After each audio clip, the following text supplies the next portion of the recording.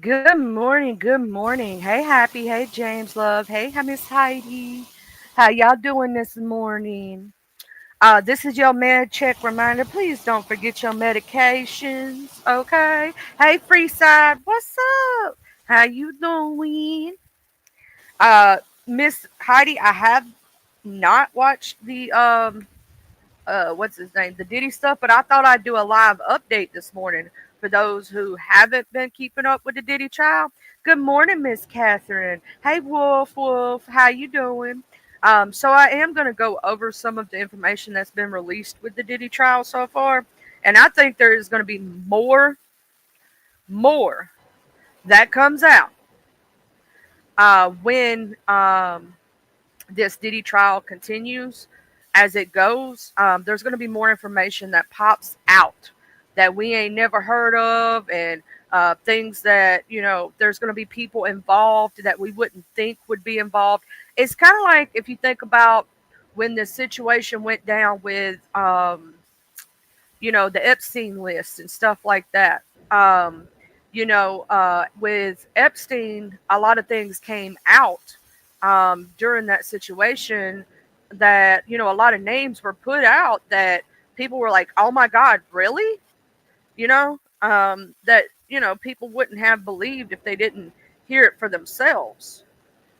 Because you would be like, oh, that person's not like that. That person don't do stuff like that, you know? And then you find out, yeah, that person does. You know what I mean? So let me take my medicine right quick. Okay, I took my medicine. Okay. And also, babe, if you're here, remind me I gotta call in my ADHD medicine. Okay, sorry about that, y'all. So if my ADHD acts up this morning, no, it's because I'm not medicated yet. So I just wanted to say that, pre-warn you, my medication, if I don't take it, I'm sorry. Okay, so these are the updates so far. I'm going to present screen, share screen. This is from the news outlet, NBC News, um, from their website. If you want to go look it up yourself, NBCnews.com, you know, slash news slash US news slash live blog slash Sean Diddy Combs trial. Or you can just Google Diddy trial live updates and it'll take you to this page. Very simply. I had to give them their credit where credit is due. Okay. Um, and they updated this May 13th at 8:23 a.m. So it was updated this morning. Combs is back in court. Sean Diddy Combs arrived back in court today wearing a cream colored shirt with slacks similar to what he wore in court yesterday. He waved to his family in the courtroom. And defense doesn't want jurors to see pregnant Cassie Ventura. Sean Combs' attorneys were opposed to jurors seeing the governor's star witness, Cassie Ventura, as pregnant. The defense would want the 8 months pregnant expectant Ventura seated on the stand before jurors entered the courtroom. Because I think there's a prejudicial, can I speak this morning? Sorry, y'all. Quality. Defense attorney Mark Angafilio told the judge, pregnancy is beautiful and wonderful. It also is a source of potential sympathy. The male escort will return to the witness stand. Daniel Phillips, the male escort who testified yesterday, will return to continue cross examination today. Judge Arian Subramanian ordered Phillip not to speak to his attorney even overnight before he comes back to testify again. Court will resume at 9:15 a.m. Yesterday ended with the defense cross-examining Daniel Phillips, a stripper who testified that he was paid thousands of dollars to have sex with Cassie as Combs watched. Cassie Ventura, or Miss Cassie as we know her, will be taking the stand. And will be, you know, literally talking about, what's going on with the situation. I wonder if any of the court TV or anybody else has like the live feed. Do y'all know if anybody has the live feed of this? Um,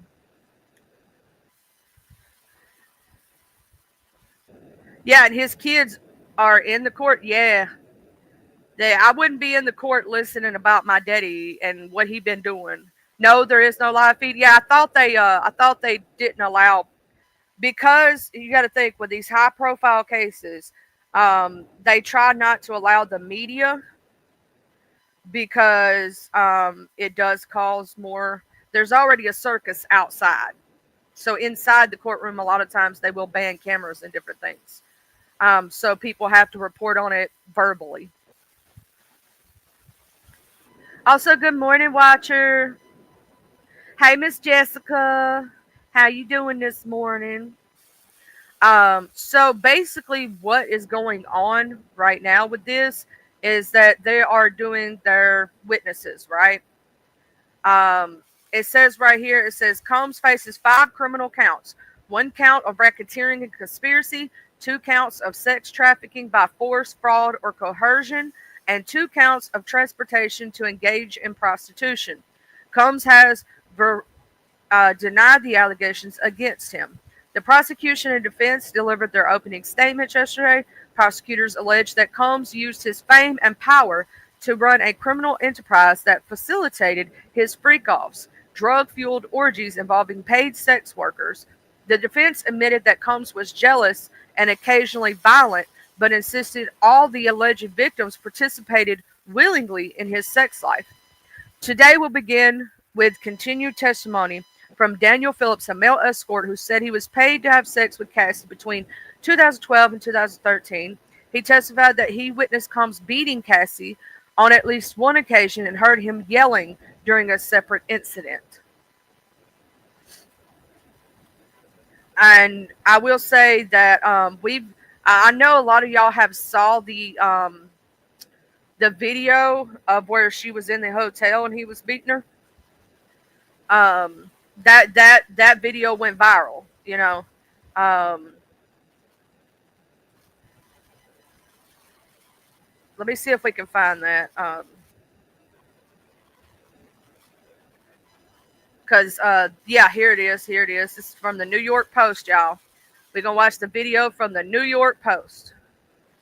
All right, this video went completely viral, and this was before he got his before this trial or before any of this. Hold on, y'all. For some reason, I got all these ads popping up at one time. Okay, ads, ads, ads. But I mean, I do understand that's how they make their money nowadays, so I can't be upset at them. Oh, look, it's Reba McEntire, and she's doing a commercial. Okay, Realtor.com. Ooh.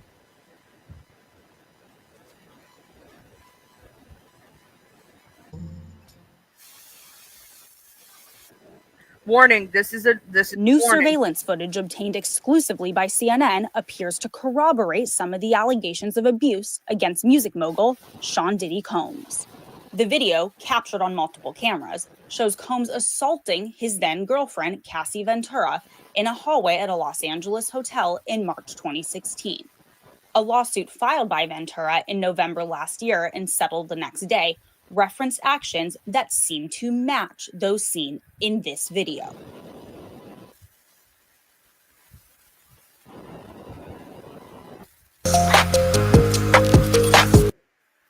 I'm gonna see if that'll replay because I know it wasn't full screen for the most of that. Um, but this is distressing content. Warning right now. New surveillance footage obtained exclusively by CNN appears to corroborate some of the allegations of abuse against music mogul Sean Diddy Combs. The video, captured on multiple cameras, shows Combs assaulting his then girlfriend, Cassie Ventura, in a hallway at a Los Angeles hotel in March 2016. A lawsuit filed by Ventura in November last year and settled the next day referenced actions that seem to match those seen in this video. And y'all know that lady was screaming for help. You know that she was. You know the people in that hotel at the time heard that. Kind of reminds me of a situation with Miss Tina Turner, Mr. Ike, right? Ike Turner. When you watch the movie, What's Love Got to Do with It? You know what I'm saying? Where he would drag her back in the room and people would hear her screaming and all that other shit. You know what I mean? And just seeing that, right?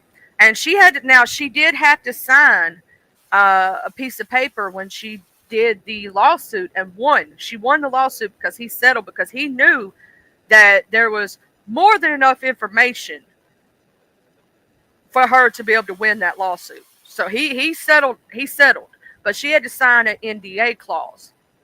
Now, what's the only thing that you know that supersedes an NDA clause? There's only one thing that supersedes an NDA clause where you cannot speak. That is a criminal investigation. So, if they asked Miss Cassie to come in and speak, she could not be silent. The NDA does not cover that. We'll never cover that, right? We know that with NDAs, you're not supposed to be able to speak about the situation, right? But when it comes to a criminal charges, the FBI and all those things, obviously. Hey, TNW logger. Hey, love. Um, Literally, that's the way that she's able to do her, um, be able to be on the stand and actually get something criminally done.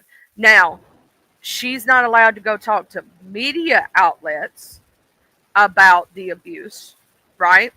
Or any of those things because she signed an NDA clause for the money for the lawsuit.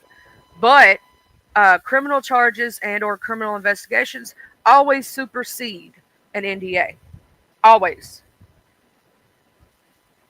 So the NDA does not count for anything that she says in court. It does not count for anything if somebody records it and posts it on the internet.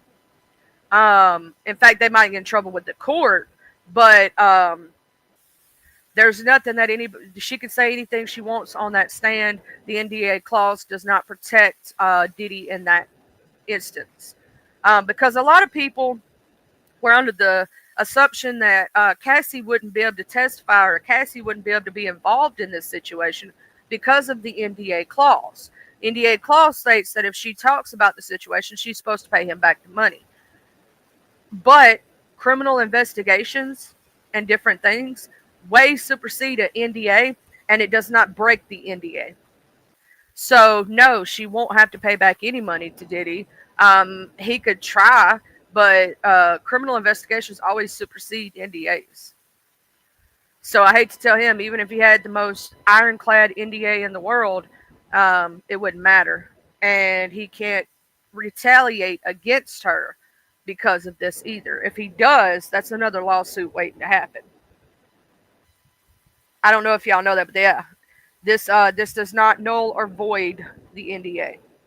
So she still won't be able to talk to media outlets about what happened between them. Now, she could talk about the trial. Hey, Miss Tiffany, I hope you had a great Mother's Day, love. She would be able to talk about the trial, but she still wouldn't be able to talk about any of the alleged stuff that happened between them to the media. That is covered under the NDA clause. That is covered. So that still is in effect. Now, here's my thing. I'm pretty sure NDA clauses are not for a lifetime. So I don't know how long that NDA clause was. It for a year, 2 years? I'm not sure if any of them can be for a lifetime. I think most of them are for a specific amount of time.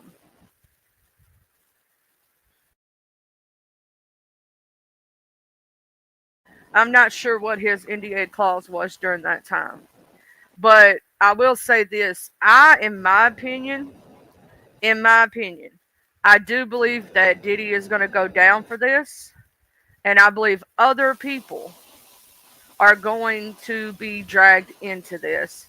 And there's going to be other people who may or may not face charges because of this. With this situation, this is just the beginning of the trials, right?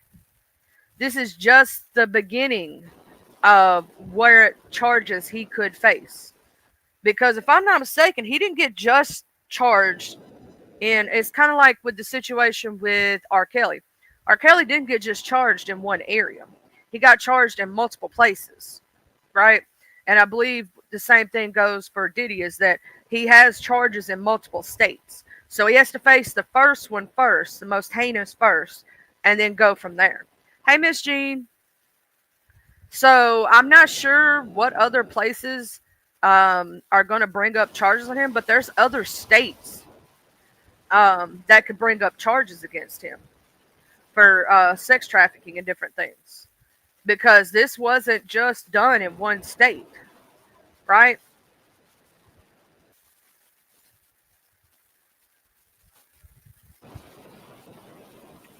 Let me see if, let's see, Diddy uh, trial live updates. Here we go. Witness in, let's see here. Let's go over here and look at this. This is from MSNBC. It says the scope of Sean Diddy Combs' alleged sexual abuse and violence continues to be scrutinized as his criminal trial resumes hearing witness testimony. Former associates of Combs with first-hand knowledge of the hip-hop mogul's alleged sex crimes returned to court on May 13th for additional testimony and cross-examination. This comes a day after the case's 12-member jury was finalized. An opening statement was delivered by the prosecutor and prosecutor's attorney. Through a 2-month trial, jurors are expected to hear testimony from 3 and possibly 4 of the rapper's female accusers, as well as ex-employees who prosecutors say helped arrange and cover up his actions. Prosecutions have claimed Combs lured women into romantic relationships, forced them to take part in days of drug-fueled sex parties, and then blackmailed them with videos he recorded of the encounters. Combs, 55, faces sex trafficking, racketeering, and transportation to engage in prostitution charges. He has pled not guilty. This is his federal trial. Here's the crazy part. It could go state level. If each individual state wants to prosecute him, they possibly could. For different things, obviously. There is, we all know about when we say double jeopardy, right? You can't be charged for the same crime. So let's say the federal case is only looking at a charge in Florida, a charge in New York, and let's say a charge in California, right? Well, let's say there was a charge in Nebraska. I'm just making up a random state, right? But it wasn't brought up during the federal trial. The state could actually pull up charges for that then. So it does depend on quite a few things. Do y'all think he's going to see any time? Or do y'all think he's going to pay some mofos off and get away with it? That's my question of the hour. Because they always say if you're a celebrity and you got money, you're going to get away with it. That's what they say. If you're a celebrity, it's adios reality. You can blame it on the fame just because you're on TV. If y'all ain't heard that song, it's actually a pretty good one. Just saying. But yeah, with this trial ongoing, obviously I think they did say that there's no live feed that I can find, or I would show y'all the live feed. But they are doing updates every hour on the hour if y'all want to look it up and see yourselves. But we're going to play this video right quick. I got to turn on the volume. Diddy Combs in New York City after final jury selection and opening statements this morning. The prosecution portrayed the music mogul as the leader of a criminal conspiracy sex trafficking ring, while the defense rejected that, saying trying to turn Combs' consensual sexual relationships into sex trafficking, quote, will not work. Combs pled not guilty to charges of racketeering, conspiracy, sex trafficking, and transportation to engage in prostitution. Joining me now, Christy Greenberg, former SDNY Criminal Division Deputy Chief, former federal prosecutor, and MSNBC legal analyst. So, Christy, you were inside the courtroom. Tell us what it was like in there. Well, it was packed. There were 2 rows full of Sean Combs' family and friends, as well as other members of the media and other members of the public that were very interested to learn what was happening. You had 2 opening statements that portrayed a very different image of who Sean Combs is. You had the prosecutors saying that this man ran a criminal enterprise for over 20 years, that he engaged in using force and coercion in order to make 2 separate victims. Forget about scooping your cat's litter box ever again with Litter Robot. Litter Robot's patented engage in these commercial sex acts, these freak-offs that they did not want to participate in. And then you had the other side, which is the defense, having Sean Combs stand up and show a different side of him and say, look, he's indefensible in terms of committing domestic violence, but that doesn't mean he's a sex trafficker. That doesn't mean he engaged in racketeering. And trying to make this distinction and really focusing on the victims and trying to turn the jurors' focus to the victims and say, look, they were strong, capable women, and they made a choice. Now, I think that will ultimately be a difficult thing for the defense to show because of all the evidence the prosecutors in the opening statement said that they had, showing that actually these women really weren't making a choice. You have the video of Cassie where Sean Combs is beating her, striking her, dragging her out of that hallway video when she was trying to leave one of these freak-off sessions. That doesn't exactly look like a choice. We also heard from the prosecutors that there are text messages where one of the victims, known as Jane, is saying, I don't want to engage in these freak-offs. I don't want to do this. And then there are apparently also recorded calls that we are going to hear between Sean Combs and Jane, in which Sean Combs is offering her money and telling her to say that she wanted to engage in these freak-offs. None of those pieces of corroborating evidence sounds like these women had a choice. So I think that is going to be really critical evidence for the prosecution. And just one last point, even if there is the sex trafficking charges, but there are 2 charges, one for each victim, of transporting these women across state lines for the purposes of prostitution. Those charges do not require force, fraud, or coercion. So consenting adults traveling across state lines for the purpose of prostitution, if he did that, he is guilty. So these arguments about the women had a choice, they're not really a defense to these transportation for prostitution charges. I think those charges in particular will be very difficult for the defense to overcome. Let me ask you about the jury. As I understand, 8 men, 4 women, all from Manhattan, the Bronx, Westchester County, north of Manhattan. Includes everyone from an investment analyst, a physician's assistant, scientist, UN worker. I think several of them said that they've seen the video of Combs assaulting Cassie Ventura in an LA hotel hallway. I wonder what your thoughts are on this jury and its makeup. Well, as you said, more men than women. That's generally not what you'd want to see when you're prosecuting sex trafficking cases. You'd like to see more women on that jury. It is a very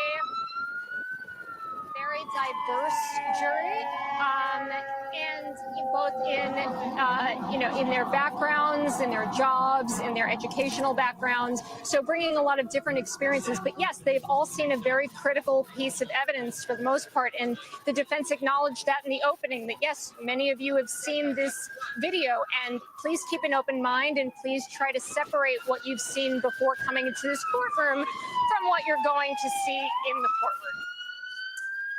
That is remarkable composure, can I just say, with all of those emergency vehicles going behind you. Christy Greenberg, lawyer and reporter extraordinaire, thank you so much. I know. I will say, with this situation, I'm going to have to watch and see how it goes. Hey, Miss W. Hey, Mr. Buster. Hey, MRH.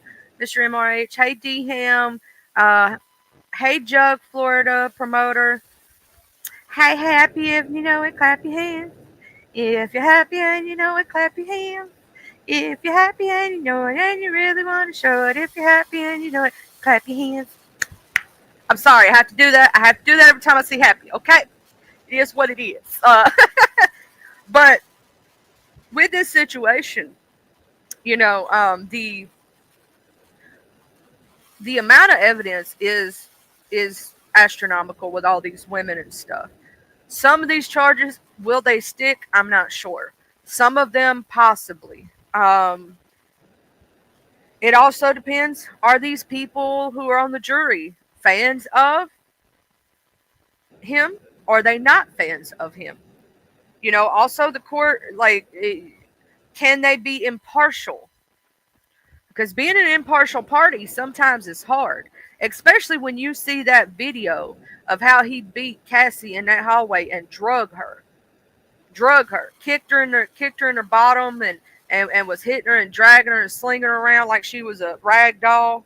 Um, you know, do you think some of these women were complacent and stayed because of the money, or do you think they were scared to leave? Like, here's the thing: the court of public opinion can have multiple different opinions on this one case, right? We're playing devil's advocate here, right? Taking feelings out of it and just talking logically, right? Or talking factual. There is, with this situation, is it possible that he could get away with it? Yes, it is always possible. The judicial system is not always, is not always for the victim. Sometimes people get away with things that we know they ought not to. Does the evidence line it up 1,000% without a shadow of a doubt? Because if there's a portion of doubt that they involved themselves in this, and let's say they did it willingly for money, right? For money. What these ladies, I hope they all signed a piece of paper with the government. Let me explain to you why. If they signed the piece of paper, they can't be prosecuted for whatever they say on the stand, then they're protected. But let's say they didn't, and they get on that stand and admit to prostitution and willingly doing prostitution. Do you believe that each one of them could possibly get charged with prostitution? I mean, they're not going to spend much time in jail or anything, and they're going to get out very, very quickly, right? But, let's look up the charges so we can see what each one of, we know what each one of his charges are, right? Let's see what the penalty is for each one of these, what for each one of these is, and see what's the possibility of what he could face.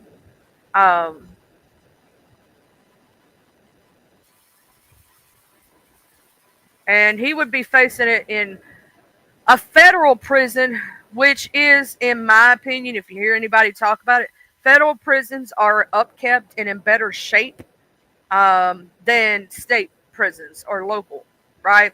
And I've heard that federal prison is a cakewalk compared to state prison. Now, I've never been to jail a day in my life, and I'm very curious about things. I would love to hear people who have actually been to jail, been to prison, tell their stories about it, because it's kind of like when we watch serial killers or we watch trials and we want to get in the mind of someone who's actually done something like that, because our mind can't wrap around it, right? To me, I'm curious about it. I want to know, like, what happens while you're in there? What food do they give you? All these other things, because I've never been to jail. I've never even so much got a ticket in my life, right? I didn't get caught jaywalking, y'all. I should totally turn myself in for jaywalking. No, I don't go out intentionally and break the law. If I ever did get in trouble, I know that I can sign myself out my own recognizance, because I've never been in jail. I've never been in trouble a day in my life. My record is clean. I choose not to go to and do those things. I choose not to break the law, right? Very well could. Anybody can. Some of us choose to be good citizens and abide by the law. And I'm just lucky I never got caught when I was a teenager doing dumb shit. That's the point about it. Most of us, we just got lucky when we were doing dumb shit, never got caught. Because we've all done dumb shit. Tell me you ain't ever did some dumb shit when you was young and dumb, and I'll tell you a damn lie, because all of us did. We did something stupid. We know it, and we're lucky to be alive. We're lucky that things didn't happen, and we just wasn't in the wrong place at the wrong time. That's also something that can happen. You can be in the car with someone that you've known for years, and they done something you don't know about, and you could become an accessory after the fact. Just for being in the wrong place at the wrong time. You get what I'm saying? That can happen to anybody. Just being in the wrong place at the wrong time. You ain't even know nothing about it. You didn't get involved in it. Just for you being in the vehicle, you can get an accessory charge and get a charge for things that you didn't even do. Like, let's say you get in a car with somebody and they have drugs and you don't know they have drugs. You have no idea they have it, right? You don't even suspect the person has it on them.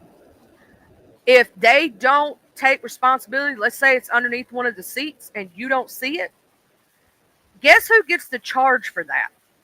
If the person who actually has it and owns it does not take responsibility and says they don't know where it came from, every person in that car gets charged. Even the innocent person who didn't even know about it. Every person in that car gets the charge.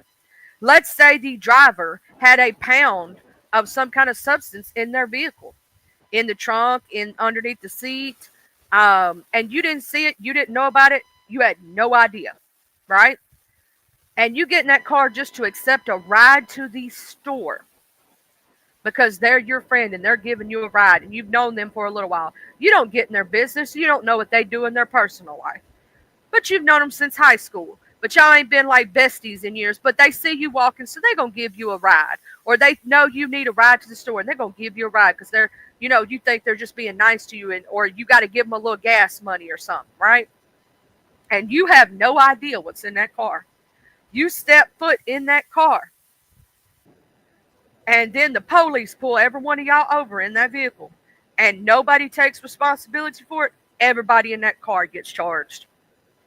And you didn't even know about it.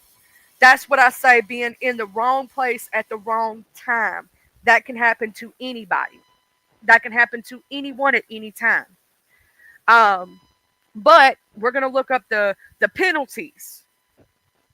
The penalties for sex trafficking. Okay, the penalties for that is... let's see. I'm trying to find. It says federal and state laws make sex trafficking a serious felony offense. A state has jurisdiction to prosecute sex trafficking when any part of the offense occurs in the state. For federal jurisdiction to apply, the crime must occur in a affected interstate commerce. Interstate commerce can involve physical movement across state lines, economic transactions, or other activities. In one case, the court found a defendant's actions affected interstate commerce when he used text and electronic means to recruit victims and facilitate meetups for commercial sex. That's what makes it, a federal instead of a state. It says right here, federal prosecutors charged Sean P. Diddy Combs with racketeering and conspiracy and sex trafficking for allegedly conduct that started around 2008 and occurred in multiple states. The indictment alleges that Combs led a criminal enterprise to facilitate sexual abuse and exploitation of women, including assaulting, raping, threatening, and drugging women. For federal sex trafficking laws and penalties, here we go. The law applies to traffickers, buyers, patrons, and anyone who benefits financially from another's sex trafficking. Generally, the prosecution must prove the defendant knew or recklessly disregarded the victim's age, or that force, fraud, or coercion was used against an adult victim to engage in a sex act. Proof of force, fraud, or coercion is not needed if the victim is younger than 18, which we know all the victims in this case were over the age of 18 as far as we know. No one who is under the age of 18 has came forward. That does not mean it did not happen. It's just that so far, no one under the age of 18 has came forward with a prosecutor, for the prosecution to charge someone. But it says federal sex trafficking penalties carry a minimum prison term of 10 to 15 years and up to life imprisonment. Attempts and conspiracies come with similar penalties. It is also a crime to obstruct or attempt to obstruct a sex trafficking investigation. This crime can mean up to 25 years in federal prison. And the statutes are 18 USC SS 1591, 1594, 2423, 2428 as of 2024, and 22 USC 1701 in 2024, U.S. versus Cook, 78.2 F.3D 983, 8th Circuit, 2015, or CIR dot. I guess that stands for circuit, but those are the statutes and codes. If you would like to look it up there, so that carries a minimum of 10 to 15 years on each one of the charges. So if he's charged 5 times with it, each minimum for each one of those is 10 years, 10 to 15 years. Okay. So then we're looking at fraud, 2 counts of transportation to engage, and then the racketeering charge, 1 count of racketeering. Racketeering itself, we're going to see what the charge for that is. Penalty for that, I mean.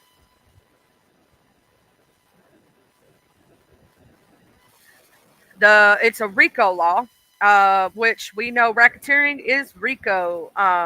So with that one, if I'm not mistaken, the RICO charges guidelines. Let's see. I want to see what the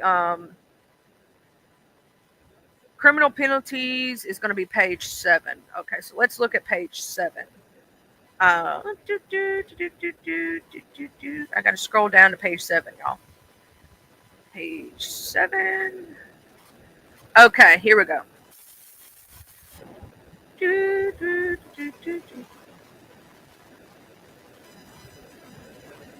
It says right here, it also does depend on what kind of RICO charge it is, and this is a racketeering one.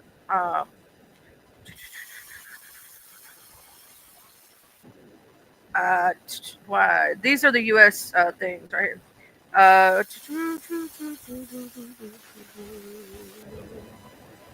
It says a pattern of racketeering activity requires at least 2 acts of racketeering activity, one of which occurred after the effective date of the RICO statute, and the last of which occurred within 10 years after the commission of the prior racketeering act. The 10-year limitation includes any period of imprisonment.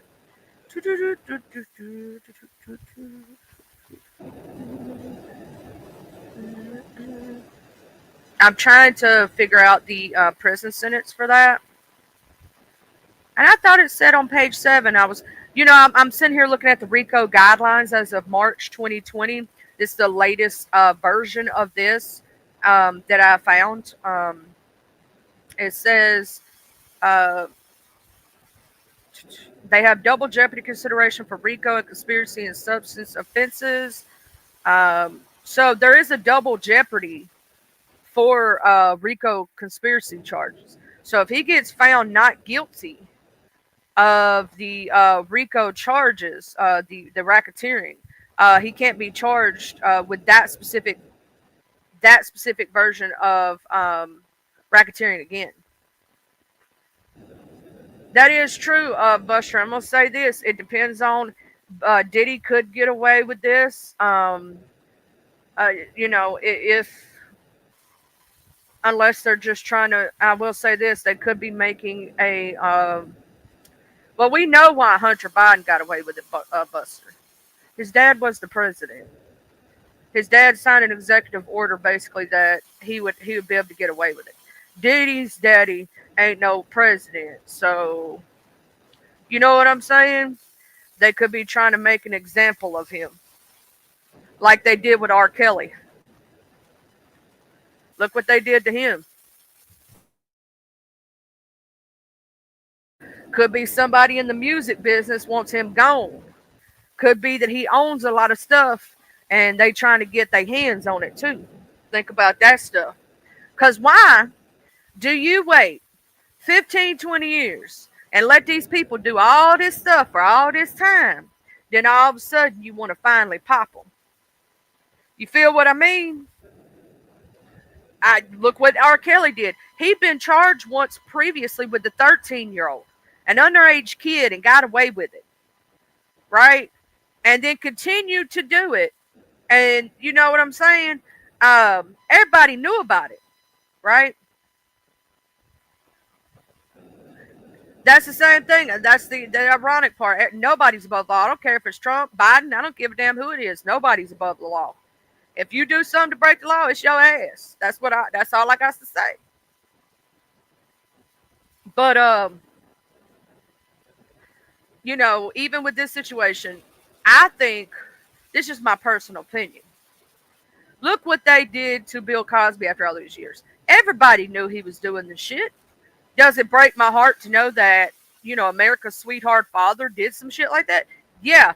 But at the same time, why do you wait until they're almost on death's door, or, you know, a situation where they done victimized so many people and y'all all knew about it? Yeah, P. Diddy is scum. Yeah.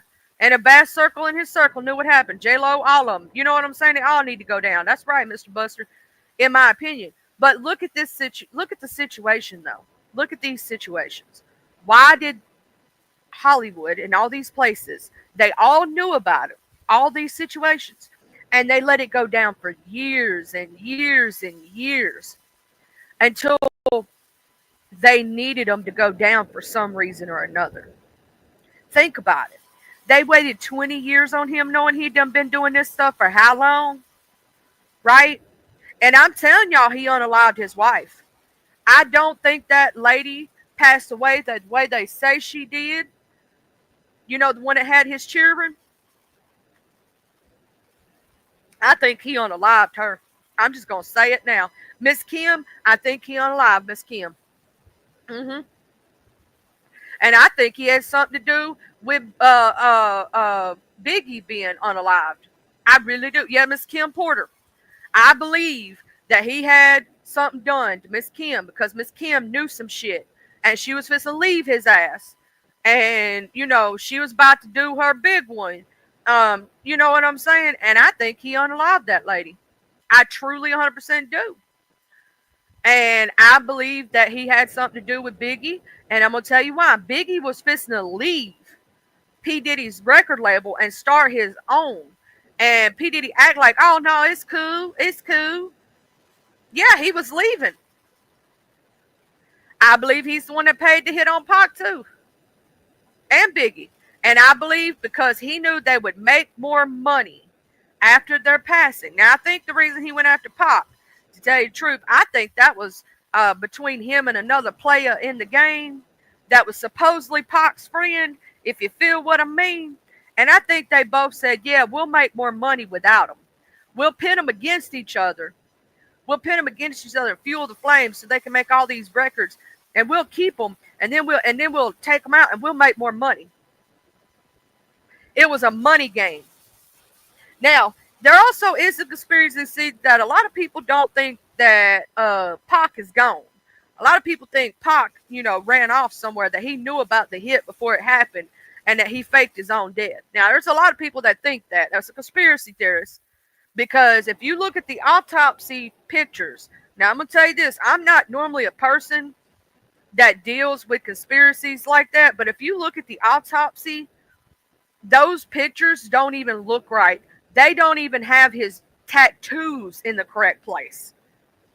Like his neck tattoo or his Machiavelli tattoo, it's not in the right place. And for some reason, the ink turned green because that looks like somebody tried to tattoo a body after it had passed away. The ink just don't turn green when you pass away. You feel what I mean? Yeah. If you've seen somebody who actually had tattoos and they passed away and what It looks exactly the same as it did when they were alive. But if you try to tattoo a body after it passes, for some reason it don't heal right. Well, obviously the body's not alive to be able to do the functions it's supposed to do to heal something, right? But I'm telling you, if you look at the autopsy of the autopsy pictures of Pac, it don't look like him, and a lot of the tattoos ain't right. A lot of the and why would they cut him the way they did too? That also makes no sense, unless they were trying to hide something. I'm telling you, Pac's still alive. I think Pac knew about it, and I think he you know, being connected with different folks, I think he's still alive. Now Biggie, they got Biggie, y'all. Yeah, they got Biggie. I'm sorry. They did. They got Biggie. They couldn't body double Biggie. I'm sorry. Nobody else looks like Biggie. No. I have seen pictures of the real Pac, real alive, still. Watcher. Mm-hmm. Now Elvis ain't alive. Elvis really did pass away. The conspiracy thing of people saying Elvis is alive. Elvis is not alive. Elvis passed away for real. He had a lot of health issues. Yeah, no. So I don't believe in the conspiracy that Elvis is alive. I don't believe in that one.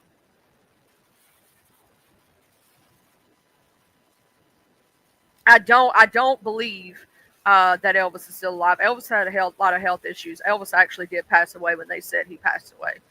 But I will say there is another conspiracy that I kind of believe.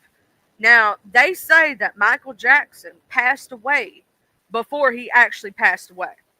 And that the reason Michael Jackson, like, his skin looked different, his face looked different during that one time frame, is because that was a person they put in to pretend to be Michael.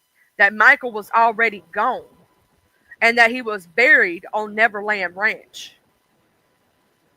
And some people think that Michael passed not too long after that accident where his hair caught fire. You know, when the Pepsi commercial, if y'all ever watched the Pepsi halftime show or whatever it was he did, y'all remember that concert where his hair caught fire? Now, a lot of people on that, now there's a conspiracy there that Michael was passed away before Neverland actually happened. And that's why they think he acted crazy and all that shit. That would also mean that those kids ain't really his biological children because he was already gone, if you get what I mean. That's a conspiracy about MJ. They say that MJ passed away way before he did, and they hired somebody to pretend to still be MJ. But it wasn't really him. Because the jaw don't match, the face don't match, and all that other stuff. Even if he had surgery, it's too much of a difference. Really go back and look at the time frame and look at the pictures of Michael Jackson from the time that burning of his body and face happened until the day he passed away, and look at the differences between his facial structure. There are some things that surgery is not going to be able to change that drastically. They can change your nose, they can change certain things, but the structure, the bone structure, that's the harder part, right? Even people who, trans women or especially trans women who try to have where their jaw is shaved down, it still doesn't fully change, surgery. Can't fully change all that. Because then it becomes a health condition, right? Because if you shave down certain parts of your bones entirely too much, you can actually cause bone damage and all this other stuff, right? So there's only so far that surgery can take it. Now, I do believe Elvis is gone. I don't know about y'all if y'all believe in any of the MJ conspiracies. But with Tupac, I do believe Tupac's still alive, y'all. I'm sorry. I believe it. I believe he faked that. I do believe that they faked that, and because they knew what was coming for Pac. I believe they knew. I believe he really did get pow though. And did you hear, Watcher, about that cop who came forward on his deathbed and said he helped fly Pac out of there? And that they put another body. That's why they wouldn't let nobody up to the car. They wouldn't let nobody see nothing. And they threw a sheet over him real fast. They say that body was actually a prisoner that looked like him, and they had to put the tattoos on him post-mortem. If you don't believe me about this one, I'm going to tell you now, this one I do believe.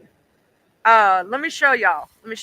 I know I'm on a different thing. We were talking about what possible sentences, what's his name could wind up with, but I want to show y'all. We're going to look. And why is my picture not showing up? Let me see if I can fix this. Y'all didn't know my avatar was a whole nother color. Let's see. Did I don't know, y'all. My avatar ain't right. Oh, there it goes. I fixed it. All right. So let me look up. Let me show y'all Tupac's. What is it called? Let's see.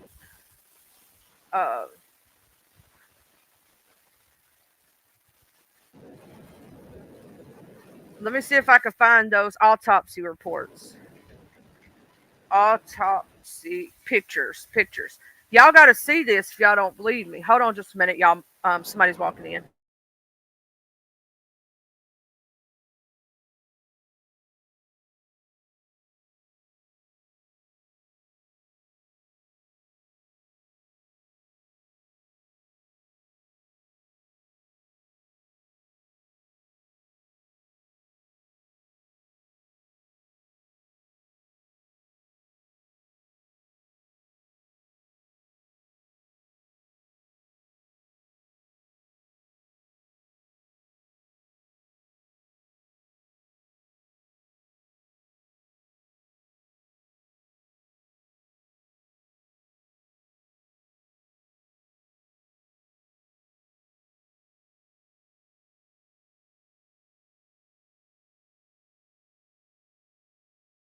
Now, I will say, yes, Dwayne Keefe D. Davis was arrested and charged, but here's the thing. He wasn't the one that pulled the trigger. It was actually, I think, his nephew. If you look into it, yep, that's true. The only two living witnesses are Suge Knight himself and Keefe D. And a lot of people rumored also, why was Keefe D allowed to be out on the streets all that time and they just now charged him? You know what I'm saying? Now, I think they did shoot him, Mr. Buster. I think he was in that car. And I think they had plans to unalive him. But I don't think that he actually passed away, if you get what I mean. There's a reason why I don't think that. Normally, I would think that. I would actually agree with you on every bit. The only reason that made me actually believe in the conspiracy, because most of the time I don't believe in conspiracy theories, right? But when I saw the autopsy photos and the actual photos, right? And these are old school. This shit's not, it's not where AI could be a thing and all this other shit, right? This was back in the, and even the ones, I'm trying to find them right now. When you look at these pictures, the actual real pictures from back then, if you look, Tupac had a Machiavelli tattoo on the left side of his throat, right? And if you look at his tattoos, this is the part that makes me question. When you look at the actual autopsy reports and all this other stuff, and you look at the pictures of the autopsy, the tattoos aren't there. You know what I'm saying? I'm the same way, Buster. I like Tupac. Don't get me wrong. Hey, Misbehaving. Hey, Boo. I ain't seen you in so long, girl. I love you so much. That's my sister. I miss you, girl. Hey, Miss Stiffy. But the reason I believe in this actual conspiracy here is because when you actually look, and they do have him alive. Let me show you this. getting into the ambulance. This was another time that he was shot with his finger up. And people think that is from that night. No, that was from a previous shooting. He had been shot before. A lot of people don't know that. He had been in multiple things like that. But I'm trying to find the actual autopsy reports or actual autopsy things, because when you see those pictures for the very first time and you see where the tattoos don't match up, that's the part. That's something you can't fake, right? A lot of things can be deep faked and all this other stuff. That's the only reason I have a what if moment. Now, if I saw it and the autopsy report and the autopsy pictures matched up with his tattoos and his Thug Life tattoo and all this other stuff, I would be more likely to believe that he passed away. But I can't even find him now, and I found him not too long ago and was actually looking at him. That's why I started believing in the conspiracy. You know what I mean? Like, if you look up, I'm trying to find it, but for some reason it's not showing me the report, the pictures anymore. You know what I mean? Like, at one time you could see the pictures of the autopsy, and I don't know why previously they've showed up to me multiple times. Maybe I'm not looking for the right thing. But because this right here, let's look at this. Never before seen photos and videos released in the Tupac Shakur murder case. Oh, so there's new evidence coming out, or new pictures and things that they've never released to the public, I suppose. I'd be curious to see this. I mean, no, I've never seen inside the car. They're showing inside the car. I guess we'll look at this then and see what you think. I do believe he was in that car. And I do believe that, he got hit. The only thing that made me, Mr. Buster, question if that was, real or not real was because of the pictures that I saw, right? Like the pictures that I saw. Shakur was riding. Look at all that sunshine. It is a great day to get outside and take the dog for a walk. Sherry says it's the only reason I believed it for years, Mr. Buster, I believed that he had really passed away for years myself. But when I saw those autopsy photos for the first time, it did make me question it. Oh, hold on. Let's rewind that. Sorry. 8 News Now investigators, there are some of the photos from the murder of Tupac Shakur shown to a local grand jury. That panel indicting 60-year-old Dwayne Keefe D. Davis in the rapper's murder. The photos include the car Shakur was riding in and video never before seen until now. Our 8 News Now investigators leading coverage in this historic arrest every step of the way. And tonight, our David Sharns with the photos and videos you haven't seen. New video shows Tupac Shakur and Marion Suge Knight leaving the MGM Grand after a fight involving a rival gang. The video, part of evidence shown to a Las Vegas grand jury, leading the panel to indict Dwayne Keefe D. Davis in Shakur's murder. The grainy video from a surveillance camera showing Shakur and Knight in the front of the entourage from Death Row Records. Just before, the two groups fought here by a bank of elevators. The fight over a chain like this, a necklace Knight gave members of his group for Christmas. Death Row Records spelled out in jewels. Ultimately, our persistence in this investigation has paid off. It's an investigation Metro Police worked on for 27 years. Prosecutors say some photos were on Polaroid, others on film. Photos like these of the BMW Tupac was riding in with Knight. Images shown to a grand jury include the car riddled with bullet holes. Prosecutors also showing where Shakur was sitting in the passenger seat in a photo of a car door with a hole through it. Other photos include the shooting scene at Flamingo and Koval, with cones representing where responding officers found shell casings. Prosecutors also showed the grand jury videos of Davis talking about the shooting, as well as several graphic photos from Shakur's autopsy. I'm David Sharns, 8 News Now. And tomorrow from our 8 News Now investigators, what a former detective who interviewed Davis says about these revelations. Look for that report starting on 8 News Now at 4 a.m.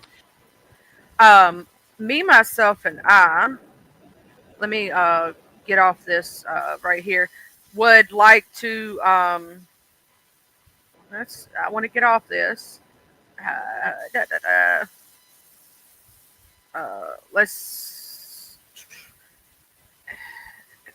Okay, there we go. I'm going to exit off that video. I did see an autopsy report, and I don't know why it's harder to find now. And this wasn't too long ago that I saw the autopsy photos, and I don't know why it's so hard to find now. Hey, Miss Bambi. The pictures and stuff coming out about Tupac was not too long ago, because Keefe D actually did get this was from, let's see, when did he get charged in this case? It was a couple months ago, I believe. Trying to see the date this was written. The actual article. Why I can't find the actual. Oh, October the 2nd of 2023. So the update was October the 3rd. So this happened 2 years ago. But I was talking about the conspiracy theory. Also, hey, Rain. I was talking about the conspiracy theory for, some people believe that Tupac is still alive. And what made me ever think or believe in the conspiracy was the fact that when I looked at the autopsy report and I looked at the autopsy pictures, you know what I'm saying? When I looked at that, the reason it made me think about it was the tattoos in the original. I can't find the autopsy pictures anymore. I don't know why. Like, I actually at one time could find the real autopsy photos of him laying on the slab and all the things. I don't know what's going on with that, but I cannot find those.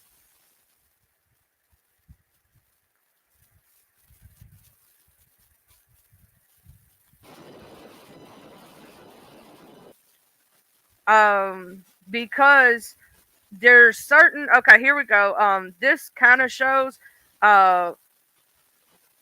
where like when you look at it, the Machiavelli tattoo on his neck, and on his chest he had Queen Nefertiti. Nefertiti. Why am I messing up that name? I don't know. And then he had, Tupac on his chest, the 50 AK 50 over AK 47 on his stomach, and then he had Thug Life. We all know about that, right? We all know about his tattoos. When you look at the autopsy pictures, some of the tattoos don't match up. That's the only reason I ever believed in that conspiracy whatsoever, was because the tattoos didn't match up. And for some reason, I'm over here looking, and you can't find, like, the autopsy the pictures for Tupac anymore. Like, you could actually find the actual autopsy pictures. Where the crap are they? This is crazy. Let me see if I can find, they show the report. Now you can still find the report, but the actual pictures themselves. Oh wait, I found one. There was one leaked from the hospital. I want to see if the tattoos are the same. If tattoos are the same, I'm sorry, it proves he's passed. If the tattoos are exactly the same, it proves it.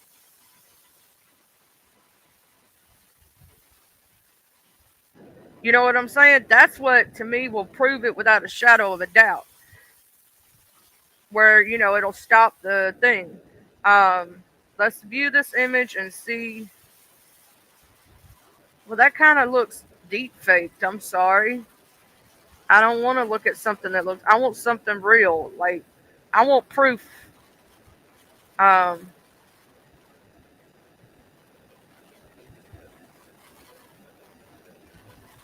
mean, I'm sitting here looking at photos. They are showing photos of him in the hospital, right?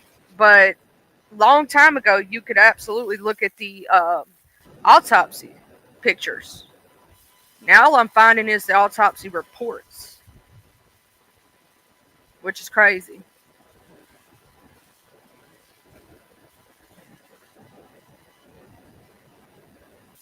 How many of y'all believe in the conspiracy that he may still be alive, or how many of you don't believe in it? Because,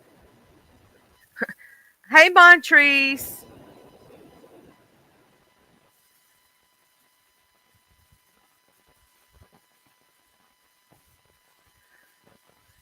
Hey, Sergeant Modog USM, how you doing?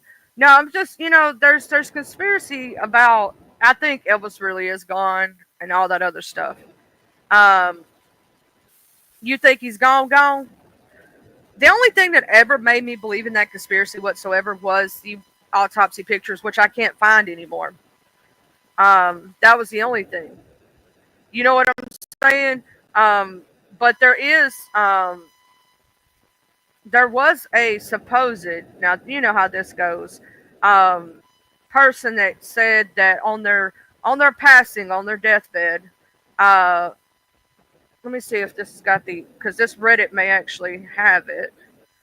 It's deleted user. Damn it.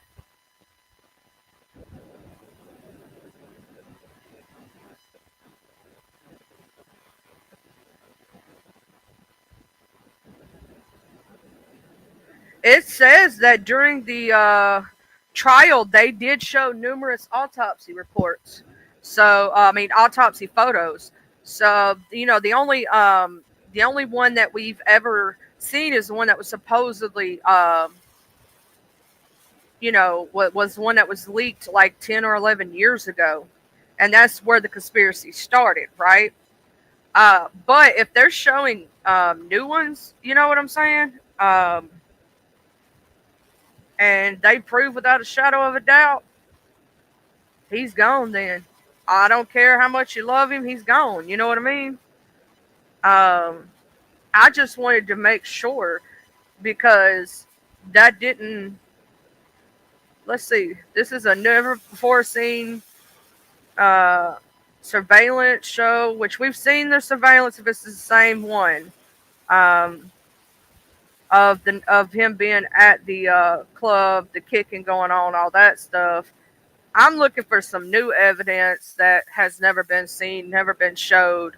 That, you know what I mean? Like, let me see here. Seen the car photos.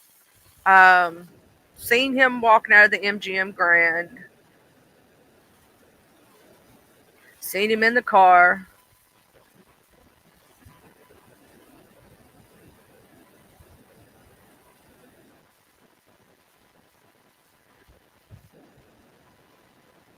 Now, I will say I did see the Vlad interview with Dwayne Keefe D.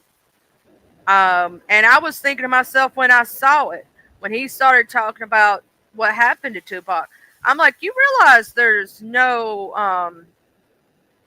that is true, Buster. You think he'd have come out by now. You would think that.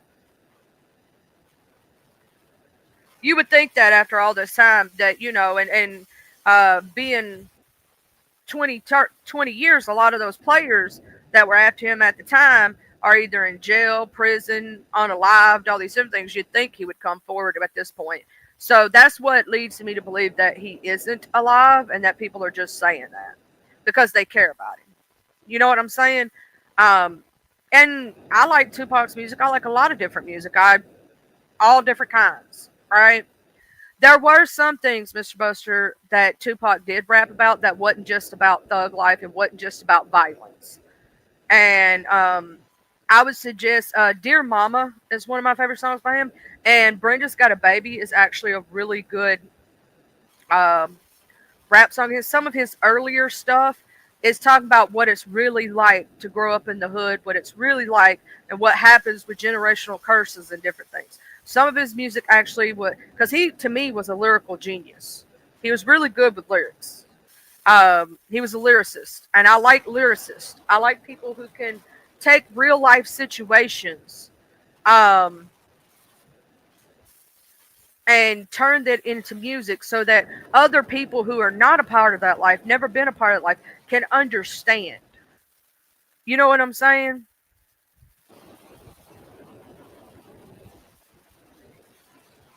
A lot of his earlier music was actually some of my favorite things because it was talking about real life. It was talking about things that really went down. But when I saw Vlad, some of Vlad's interviews, just, you could say the Keefy D thing, a lot of things on Vlad. These motherfuckers are admitting to shit, and there's no such thing as you know, in some of those, you know, with Erder, there ain't no statute of limitation. I'm like, you over here admitting to shit you done did, knowing they could still go back and charge you. Is you a dumbass? Like, I don't know about y'all, but have y'all ever watched some of them interviews and thought to yourself, this motherfucker's stupid as hell? You admit to a crime that can still be prosecuted. Ain't no statute of limitation. You a dumbass. That's why Keefy D got his ass in prison at 60 years old. If the dumbass would have shut the hell up, never wrote the book, never said nothing about it, he'd still be out on the streets. But he decides that he gonna get famous and tell his story. What happened to you?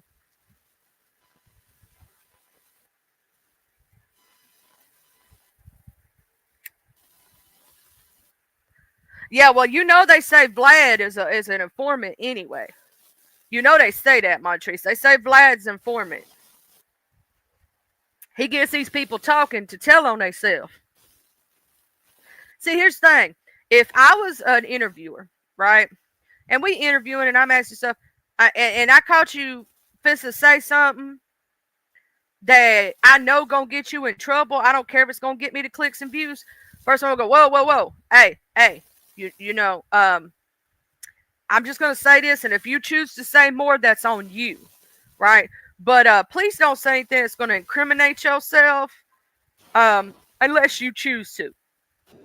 Now, if I give that disclaimer before I interview somebody, and I tell you don't say nothing that can be used against you in a court of law, and you decide to still tell it because you want the clout, you want to go viral and all this shit, that's on you. But I'm gonna give you that disclaimer first. You know what I'm saying?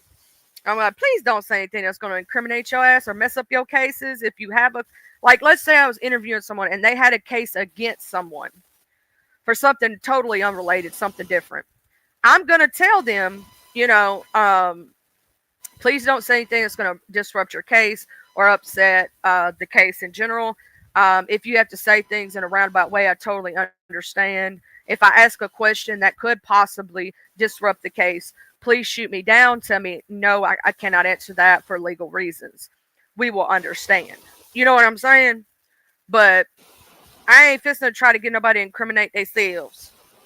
But if they want to say it anyway, and that's their choice, do what you got to do. I gave you the disclaimer. I did my part, if that makes sense. A lot of these people admit to shit they know, man. I do. Now, I will say, I do watch some of these interviews because they do go viral and stuff like that. And it's because of curiosity, right? But I would not be up there snitching on myself like that. I would not. But these right here are they've showed some of the pictures of the cars. But look, there's 1, 2, 3, 4, 5. 6, 7, 8, 9.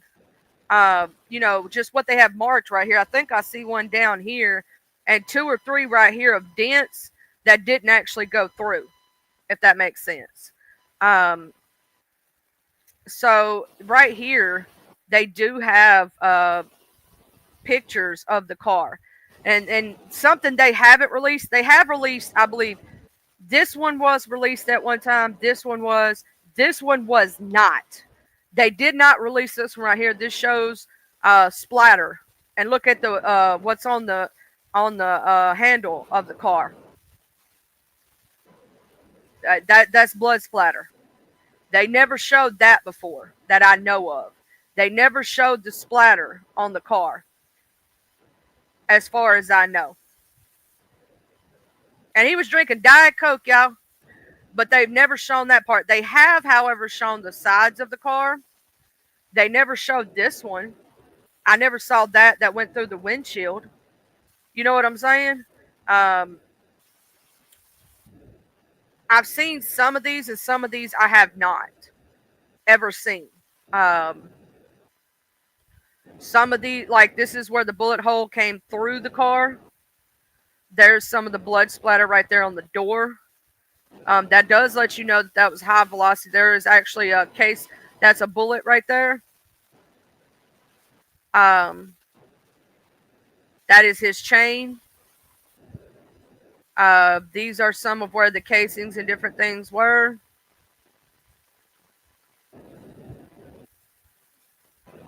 Casings, pretty much. They've not released some of these pictures to the public. I've not seen them. Now, I will say, yeah, the tires would be flat if they were popped. But there was some of those they've never released to the public before. I'm going to listen to this video right here, but I mean... Oh, okay. Stiffy, I got you. I got you. Let me...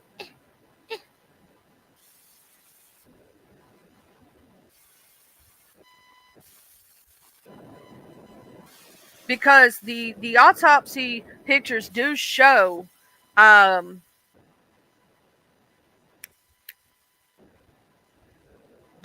was two different ones I saw, and I'm wondering if that one shows the actual tattoos, because if you could see the tattoos, it would prove it without a shadow of a doubt. Because that's something you can't take off of a body once it's been put on and somebody has them. Like, if I needed to identify you, and I know you have a specific tattoo on your body and exactly where it's at, then I know that I can identify you. And if it don't have that tattoo, then I know it ain't you. You know what I'm saying? Then I know it ain't you.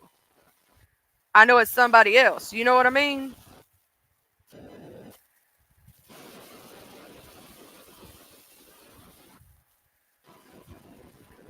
Let me go ahead and click on this link right quick. Yep, these are the pictures that I saw. These are the exact pictures that I saw. And what made me believe it wasn't him. Now, the arm tattoos are very similar. Oh, nope, I see the Thug Life tattoo. But I don't see, I mean, it could be that Machiavelli is so small. But yeah, no, I believe it might be him, y'all. I believe it might be him. I got to check them arm tats and whatnot. But I do believe that might be him. Might be, y'all. I don't know. Should I put up a graphic thing? I don't know if I should show these. But I'm going to. I'm gonna say a disclaimer right now. The pictures that I'm about to present to you are graphic in detail. Okay. They do show an autopsy. Okay. I want to say that before I show anything. Okay. There's no blood present, but you know I got to show this. You see those tattoos on the arm? What always made me believe is a lot of the autopsy, for some reason, people would go to, there was a tattoo right here on the side of his neck that says Machiavelli. And a lot of people would say that tattoo was missing. But then you do see, in the black and white version here, you can see a little bit of the chest tattoo right here that he has. And you can see the Thug Life on his stomach. You can see some of the tats on his arm right here, and they do match up. They do match up. I'm sorry for showing in graphic detail. I just want to say that now. But I couldn't see the Machiavelli tattoo per se, but I still saw, let me show you a picture of, we're going to see just a regular picture, nothing crazy. Sorry, I had to, give that of his tattoos. So We're going to look at Tupac's tats. We just saw that, right? And I'm going to show you the tattoos that he has on his body. Okay? So we're going to look at the actual tattoos that Tupac himself actually has, so that you can make up your mind on whether you think those autopsy photos are of him. Okay, so this is Tupac, right? Obviously. Right here, he had Nefertiti on his chest.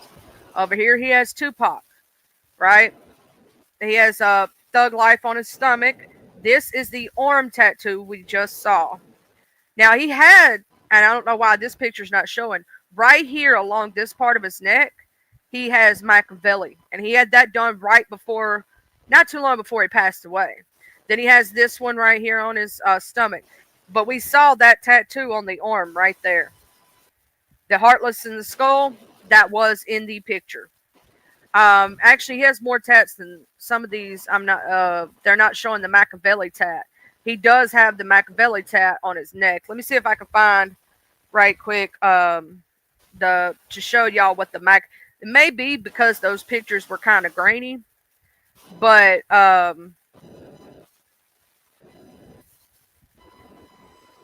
here's another picture of him with his tats. See that tat right there? You know what I'm saying? So he you can see that picture, that tattoo in the picture. It could be that the picture was swapped around. Here's the Machiavelli tat that I was talking about. If you look, where did it go? Let's see. I'm trying to find the Machiavelli tat right quick so I can show it to y'all. Because he did have on his neck. Now this one right here, actually, if you look,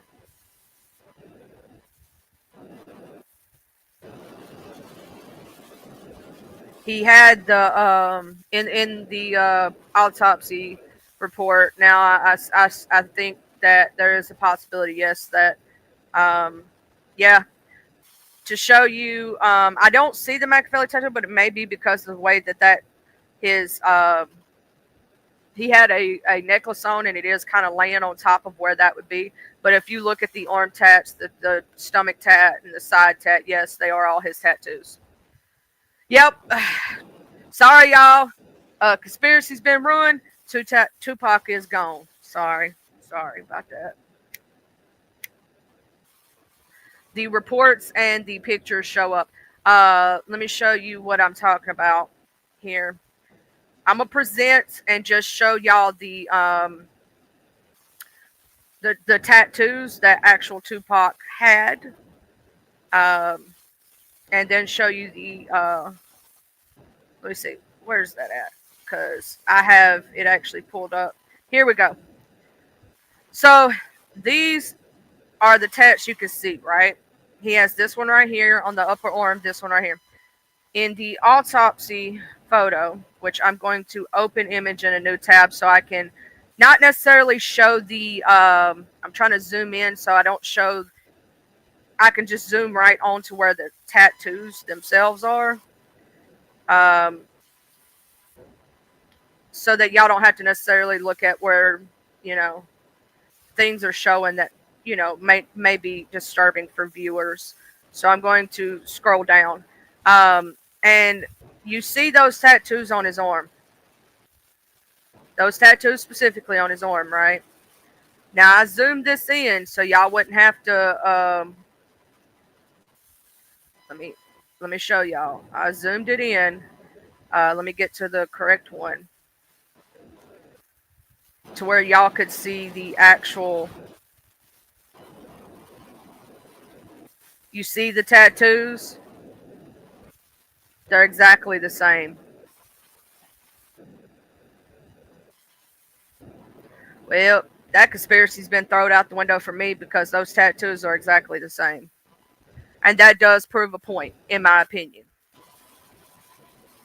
If you look at the tattoos on each one, The tattoos are similar. The only one that made a lot of people question if this was real was because they couldn't see the Machiavelli tattoo on his neck.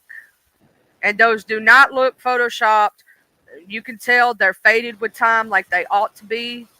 Because I saw I guess somebody deep faked it. I'm not sure. The one on his, it looked like somebody had tried to put one of the tattoos on after the fact, because the coloration didn't look right. You can tell when tattoos are real versus fake, if somebody tries to put it on a body after the fact.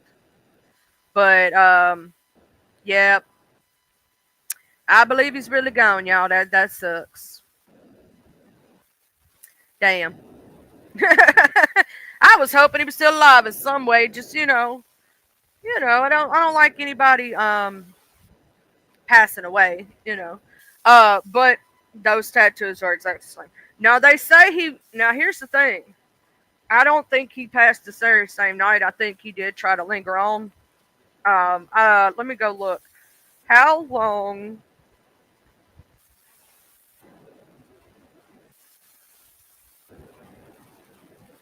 Okay, it basically says it was 6 days. 6 days after the shooting. So he didn't die immediately happy. It was 6 days. Shakur died from his injuries 6 days later on September 13th, 1996. Shakur was struck by 4 rounds fired from a .40 caliber Glock, 2 in the chest, 1 in the arm, and 1 in the thigh. And everything.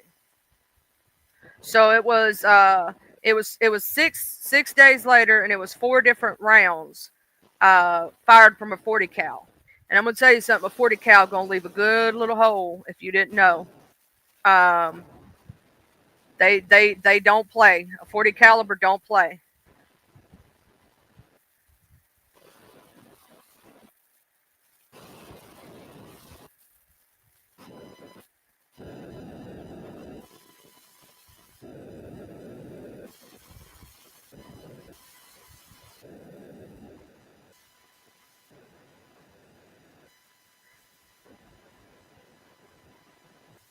So yeah, that was. I'm gonna say this. He was most likely. They did show pictures, Happy, of him in the hospital, and he had tubes coming out of him. They were trying to keep him alive on life support. But obviously the injuries were too grave for him to. You can actually look up the actual autopsy report and see. It says a photo of Shakur's autopsy was first leaked to a reporter, Kathy Scott, in 1997 and published in her book, The Killing of Tupac Shakur. The grand jury evidence included 4 photos of Shakur's body, including a close-up of a bullet wound. Prosecutors also showed the panel at least 4 videos of Davis giving interviews about the shooting, which we know they're Vlad and all that stuff he did. Davis was expected to appear in court for the first appearance Wednesday. There is no statute of limitations for when prosecutors can file murder charges in Nevada. The charges can apply to those who aid or abet in murder, not just a person accused of pulling the trigger, prosecutor said. Which everyone should know, if you are a, accessory, you were in the car, you still don't say nothing because you can still get charged. You know what I'm saying? That's the thing. Like, okay, you know what I mean? Don't stop snitching on yourself. Anyway, that, in that situation, it was 4 shots. Keefy D did it. We all know he did. I think I played this one video. I know I played that one. But I don't think I played this one. Is this something different? Let's see if this is something different or if this is the same thing I just played a while ago. I'm not sure. Oh, I just clicked on something. Didn't mean to. Skip. I know a lot of people have been watching and waiting for this day. Today, justice will be served. Our other big local story tonight, making national headlines. Police making an arrest 27 years after the murder of hip-hop icon Tupac Shakur. right here in Las Vegas. A grand jury indicting Dwayne Keefe D. Davis for Shakur's murder. 8 News Now investigator David Charnes first broke the news of the raid at Davis's home. Now he's learning what was said behind closed doors, including who a witness says pulled the trigger. The intersection behind me is where Tupac was killed back in September of 1996. He would die 6 days later from his injuries. And we have learned the grand jury met at least 5 times as prosecutors presented their evidence against Dwayne Davis. Transcripts the 8 News Now investigators obtained paint a picture of what witnesses testified in secret grand jury hearings before the panel voted to indict Dwayne Keefe D. Davis in the murder of Tupac Shakur. Ultimately, our persistence in this investigation has paid off. It's an investigation that began with this video from 1996, a fight involving Shakur, record exec Suge Knight, and members of a rival gang. Hours later, Davis, the kingpin of that other group, allegedly ordered the retaliatory shooting. A Southside Crips gang affiliate testifying, Keefe is the one who's going to make all the arrangements and all the plans until that gun goes into somebody else's hand. Davis was sitting in the front passenger seat of another car when it pulled up side by side to Shakur's. In his book, Davis says he handed a gun to a passenger in the back seat who then fired. Metro Police showing this diagram Friday with Orlando Anderson, Davis's nephew, and DeAndre Smith in the back seat. Both are deceased. The gang member saying, when he passed the firearm to Orlando didn't have a clear shot. Big Dre is 6'6". At this time, he's 370, 400. He's big. You're not going to reach over like that because shells would have been popping all in Big Dre's face and all kind of stuff. When asked if Smith was the shooter, the gang affiliate told the grand jury he did the shooting. Dwayne Davis was the shot caller for this group of individuals that committed this crime, and he orchestrated the plan that was carried out. A member of Shakur's security team saying he saw a, quote, larger size arm fired the shots. That man also telling the grand jury in the moments after the shooting, he approached a wounded Shakur who told him, quote, get on the ground. They're going to shoot you. Shakur wasn't talking about Davis's group, but responding police officers who thought the shooter was among the rapper's entourage. Also shown to the grand jury videos and other exhibits like photos that have never been seen by the public before. We expect to get our hands on that next week. Near Flamingo and Koval, I'm David Charnes, 8 News Now.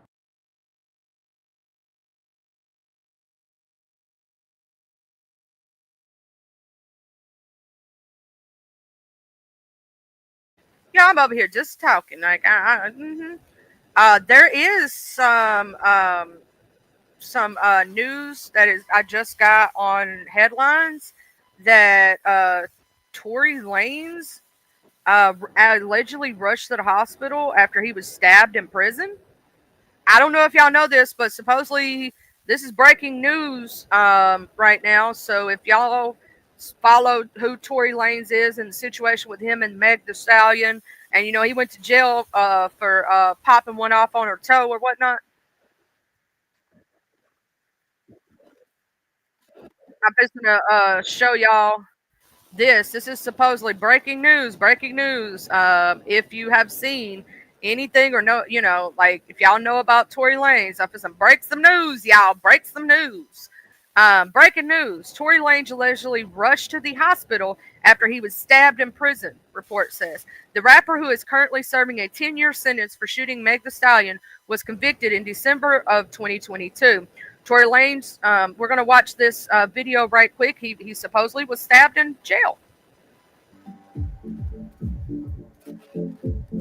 Flonase helps you start feeling better this. Well, we got us an ad, y'all. We got us an ad. So Tory Lanez was reportedly transported to the hospital after another inmate in the California Correctional Institute allegedly stabbed him. The incident occurred during an altercation in the prison yard on May 12th, per TMZ. Multiple sources, including one law enforcement, told the outlet that Lanez's injuries are not life-threatening. The 32-year-old rapper is currently serving a 10-year sentence for shooting Meg Thee Stallion in July of 2020.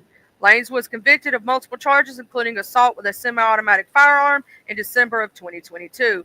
In January, Megan was granted a 5-year restraining order against him. So supposedly he has been rushed to the hospital. So supposedly he got shanked, y'all. So he got shanked in jail, y'all. That's why I say if you don't, man, you gotta be careful going to prison, dog. Man.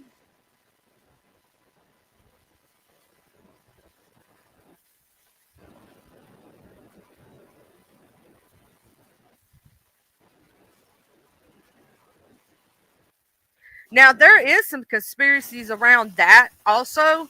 That some people say that one girl. I have no idea, and yeah. Anyway, so Tory Lanez was supposedly shot or stabbed or something. Dude, why? That's why I tell people don't be going to jail, bro. Don't be going to jail. Let's see right quick. Let's go here and go to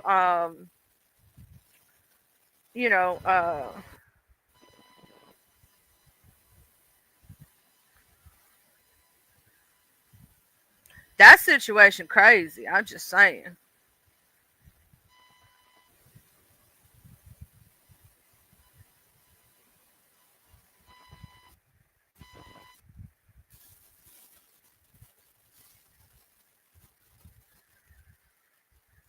In true crime news, we're going to see what's new in true crime news right now.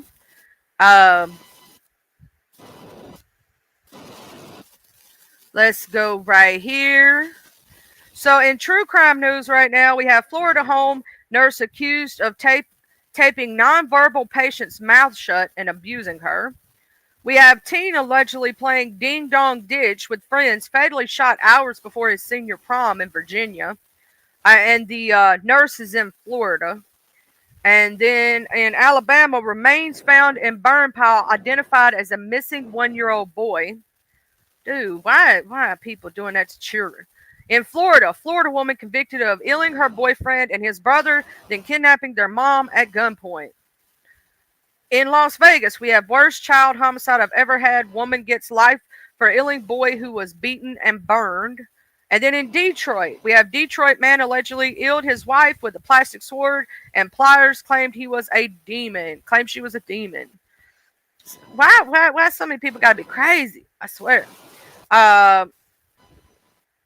So they're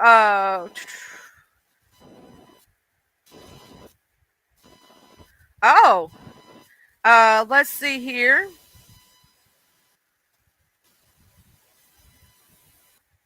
Let's see what we got here.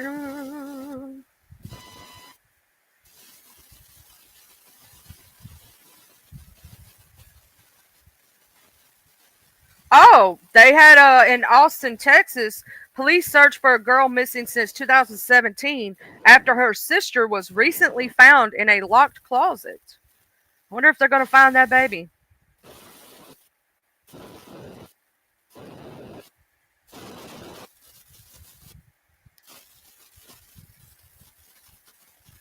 And also, they supposedly have released Epstein's list. So I don't know how many of y'all are keeping up with the Epstein situation. But supposedly they released his list, y'all.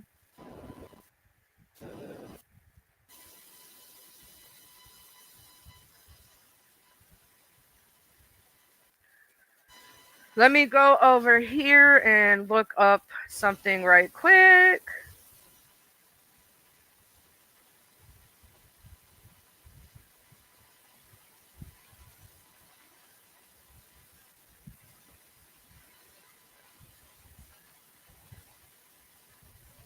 Let's look up Court TV. I like looking up Court TV. Court TV actually has a YouTube channel if y'all don't know. And you can watch live trials and live things going on during, they have a lot of information that could be possible for you to see.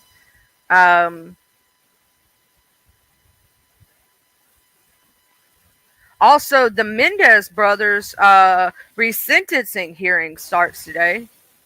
So if you're interested in seeing what goes on with the Mendez brothers, That is something I had, take care of. A lot of people are covering the Karen Reed case right now. And some people believe that she hit him. Some people believe that the people who had the house did something to him. So there's a lot of stuff about that.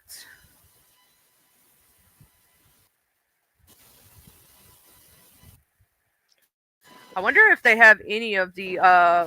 I'm checking Court TV because we've been talking about the Diddy case to see if they possibly have any of the. I doubt it because, as I said, you can't get federal.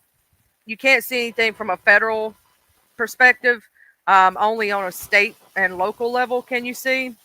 But I was wondering if they had.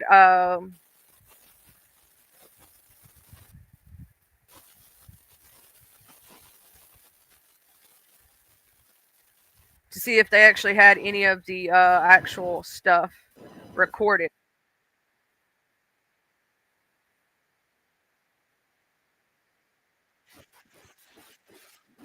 Okay, so they're just repeating what we can read. Let's see.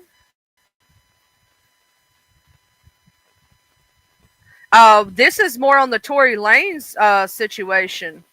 Okay, let's read this.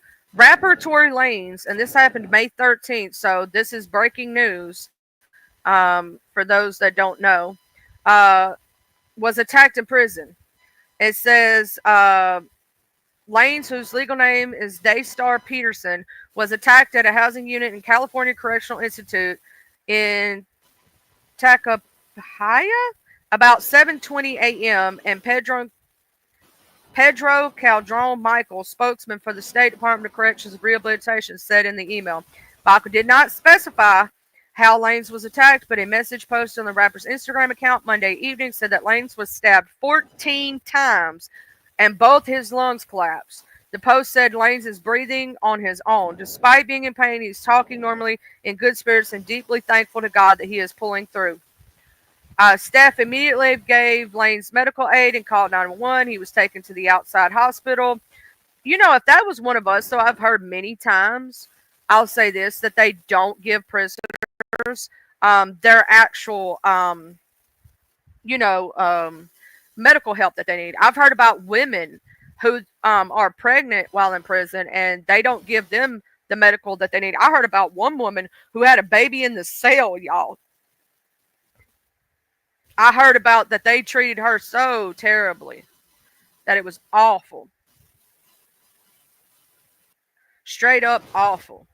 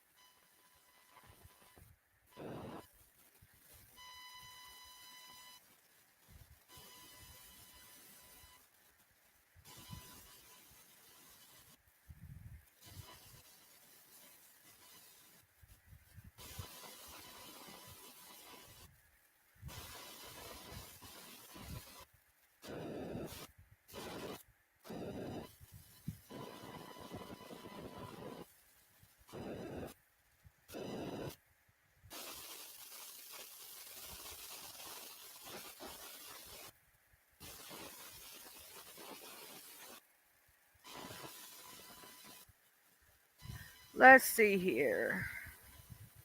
I was sitting here looking also. How many of y'all are paying attention to the Karen Reed story? We're going to look at some of the information on that. And we're going to look at the Mendez brother thing because I am curious to note about that. Some people are on the fact of they should be let free. Some of them aren't.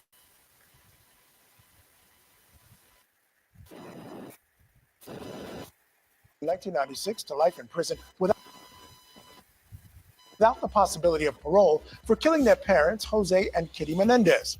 The effort to free the brothers began about 2 years ago when their attorneys pointed to new evidence that appears to back up the claim that they committed the murders in self-defense after years of sexual abuse by their father. The outcome of this 2-day hearing could make them immediately eligible for parole. So there is a possibility. Let's go down here and see what else says. It says a Los Angeles judge will preside over the resentencing hearing that is expected to last 2 days.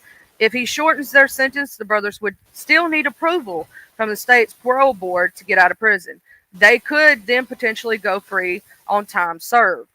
They were sentenced in 1996 in prison without the possibility of parole for murdering their father, Jose Mendez, and mother Kitty Mendez in the Beverly Hills home in 1989. The brothers were 18 and 21 at the time of the killings.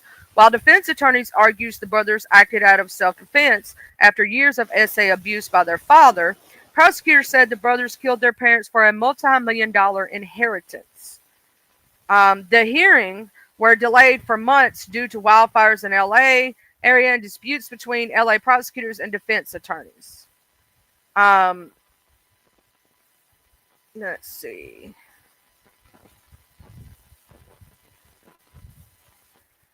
Oh, I want to see this. I've always had dreams and aspirations before Proactiv, but everything was always placed on hold because of my confidence level. Get Proactiv and get America's #1 acne routine for clear skin that stays clear. Proactiv has routines formulated. Well, we have to wait on the ad. Sorry about that. Ads happen now. Let's let them get their money. Because they do put a lot of work into Court TV. I will say that for the Court TV people.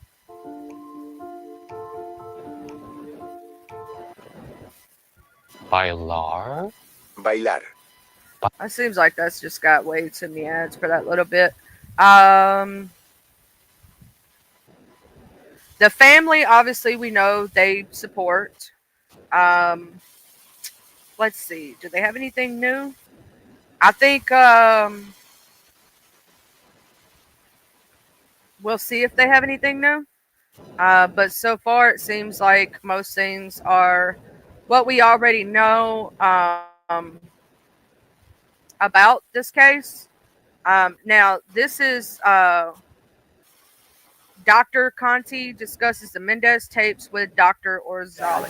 The defense feels that at this point it's in the best interest of the defense to reveal it during the defense's case in chief, not as a waiver of privilege, but merely because the prosecution is going to use it anyway under the compulsion of the court's order and ruling in regard to the privilege issues.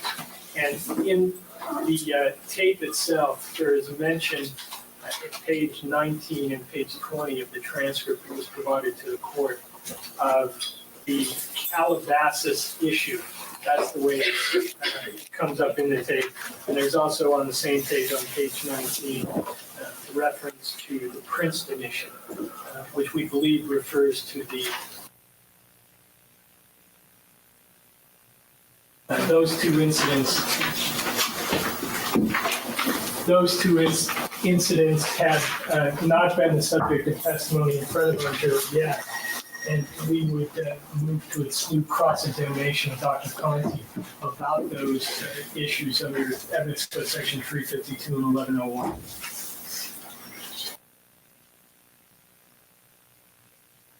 Was being ejected from Princeton University for a year, which is already in front of the jury. I don't have any information to suggest that Mr. Menendez, the father, was aware of the Princeton burglary. But as far as the Calabasas burglary, it's always been the people's, it's always been a problem for the people as to Lyle Menendez, as to whether or not we could prove that he in fact participated. And I think because of his statement, which appears to be freely and voluntarily given at page 19, about his father crying after the Calabasas issue, and he apologizing, not Eric apologizing, but Eric and I were very sorry. He told his father. And I think now we have sufficient indication that he in fact did participate in the Calabasas issue, so that Dr. Conti should be asked about it.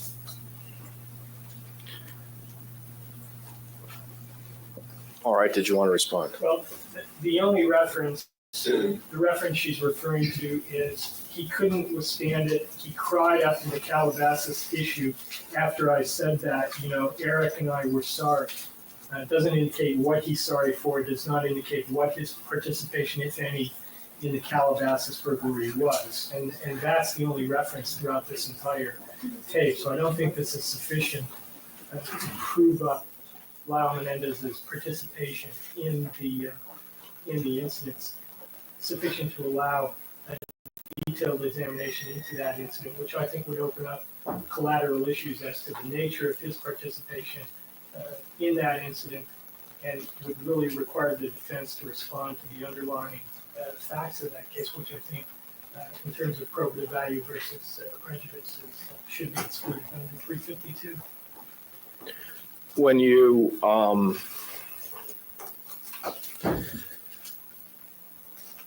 discuss the matter of the father's reaction, it clearly is probative, the defendant's description of it.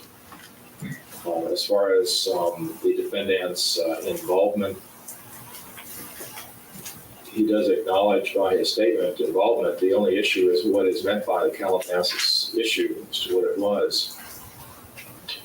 I don't quite understand how the defense was going to approach this whole area with Dr. Conti, who is your next witness. How are you going to deal with the content of the tape itself?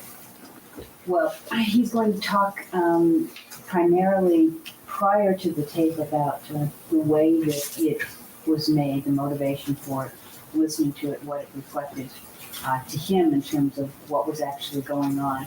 We're going to play Is this based on his conversations with the defendant, or just? Yes, in part, and also in listening to it, and other information. He has other information about Dr. Oziel, other testimony that he's read, and. One of the reasons they were going over that and what the man was going to say was because they were throwing out in one of the trials, they allowed the SA abuse to be talked about. In the other trial, they did not. The second trial that actually put them away, they were not allowed to talk about it.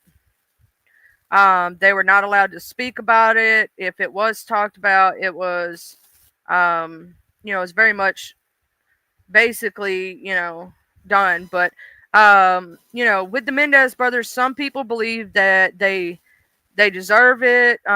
Some people believe that, they deserve to stay behind prisons because of what they did to their mother. Regardless of what was going on with their father or whatnot. And then some people believe that,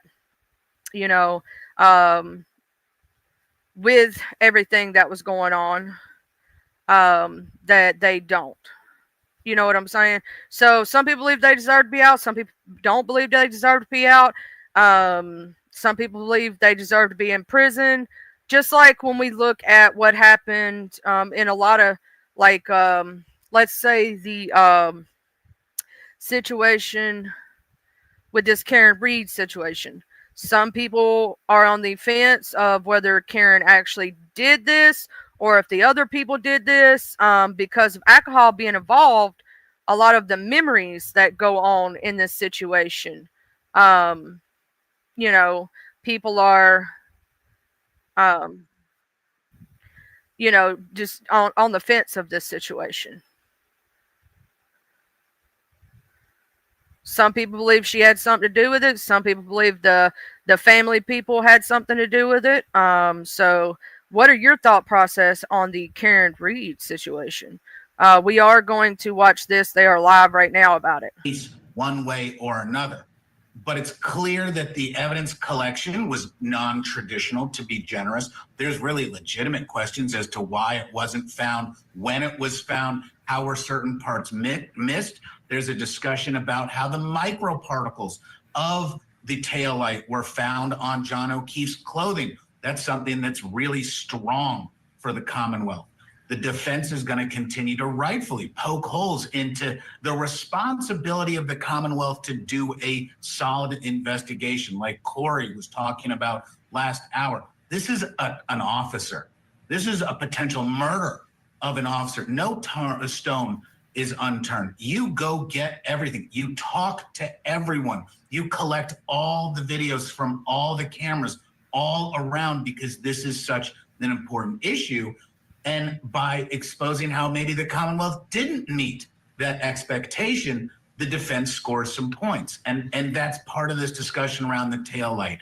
It doesn't all make sense the way that it should if the right operating procedures were followed by the Commonwealth. Absolutely. All right, let's switch gears. Let's get a break and head to New York, because Cassie Ventura has taken the stand in the sex trafficking trial against Sean Diddy Combs. We are going to head to the federal courthouse and check in with Court TV's Kelly Craft right after the break. Stay with us.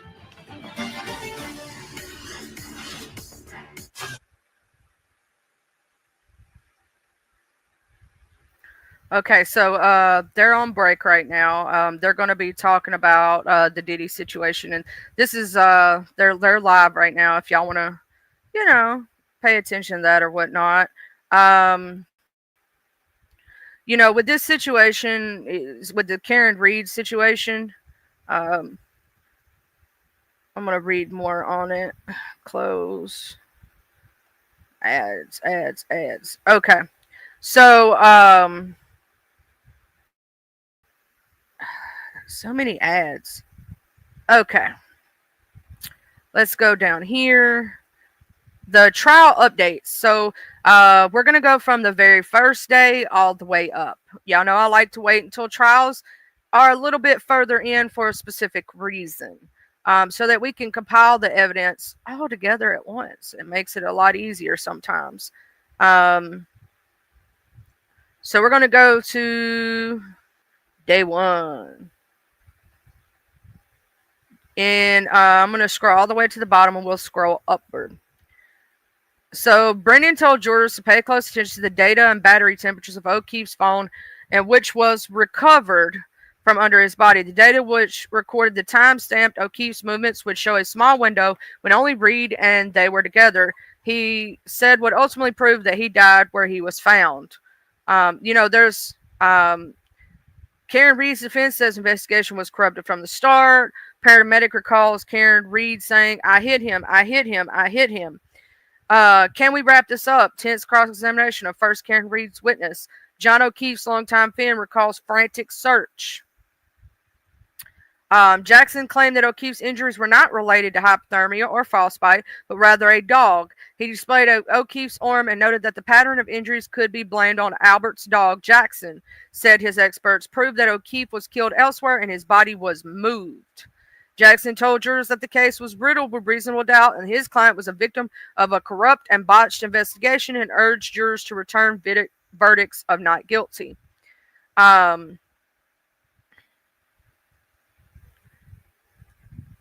Then, they had John O'Keefe's mother sobs recalling the loss of her son.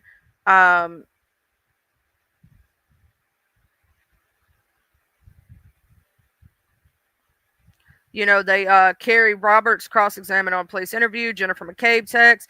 Judge, there's I'm going to look. It says Carrie Roberts, John O'Keefe's body was completely covered by snow. So he was out there for a minute if his body was completely covered. Jury sees clips of Karen Reed mocking Peggy O'Keefe. A friend of John O'Keefe's testified earlier today that he did not observe any strife in the relationship when he was around them. Based on what he knew, they were a normal, affectionate couple, though he noted that Reed did not want other women around O'Keefe. Brennan also introduced several clips from interviews that Reed gave about the amount of drinking she did on the night O'Keefe died. While she disputes the number of drinks she had, and she conceded she was impaired and questioned herself about whether she had struck O'Keefe that night. A call log introduced by Brennan suggests Reed was calling O'Keefe incessantly on the afternoon of January the 28th during the argument, and her calls were either ignored or rejected despite the text from him that said, "I am not answering, stop calling." In another text, Keefe writes, "Sick of always arguing and fighting. It's been weekly for several months now, so yeah, I'm not as quick to jump back into being lovey-dovey as you apparently." Text exchange between them on the afternoon of January the 28th suggests that the relationship was rocky. Tell me if you're interested in someone else. Can't think of another reason you've been like this. He responds, nope, followed by things haven't been great between us for a while. Even consider that? So they had some kind of arguments.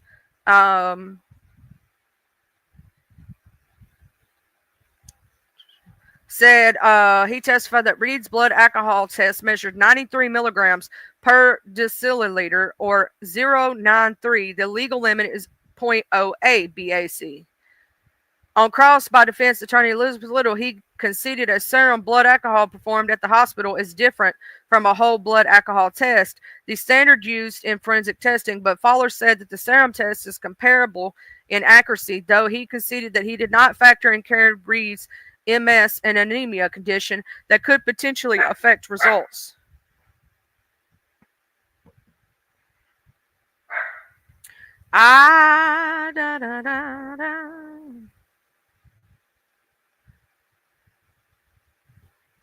Let's see. I'm reading over some of the information right now.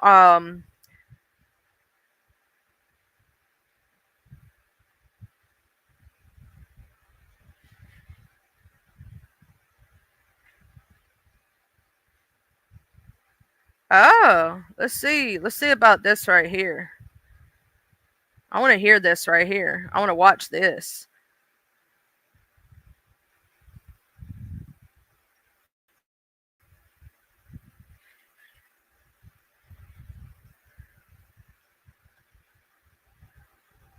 Did y'all discuss? That's right. Good morning, Ms. McCabe. Good morning. When was the last time you spoke with Carrie Roberts before your testimony today? She called me last night.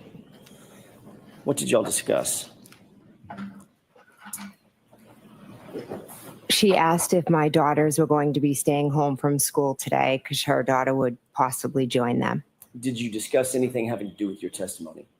Not my testimony, no. Did you discuss anything in that conversation with her prior testimony? No. Are you aware that she testified last week? Yes. Did you discuss anything after that, after she testified with her about her testimony? No. We know that through her testimony that you had a conversation with her the morning that she testified. Yes. Right? Did you discuss what you anticipated to be her testimony in that conversation before she testified? No. Have you and Ms. Roberts ever discussed anything about either one of your testimonies, either in the last proceeding or in anticipation of this proceeding? No. So for the entirety of the last year, even though you both went through a proceeding last year where you both testified under oath and it was highly, highly publicized, neither one of you, your good friend Carrie Roberts and you, have ever discussed either of your testimonies between that time and this time. No, we've discussed the case and we've discussed what happened that moment, the moments of the morning, but we have not discussed testimony. Okay. So let's break that down for a second. I'm talking about, because the timing matters. I'm just asking at this point, if you'll bear with me, just the year from last year at a different proceeding to this year, you have discussed this case. Yes. With Ms. Roberts. Many times, yes. And you've discussed the specifics of her memory, which would be reflected in her testimony, correct? We talked about what happened that morning.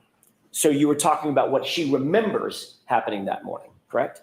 No, what happened that morning. Okay, so not to put too fine a point on it, Ms. McCabe, but if you ask me what I had for dinner last night, it's my memory of what I had for dinner last night. Would you agree with that? Sustained. Did you talk about her perception of what happened that morning during the last year?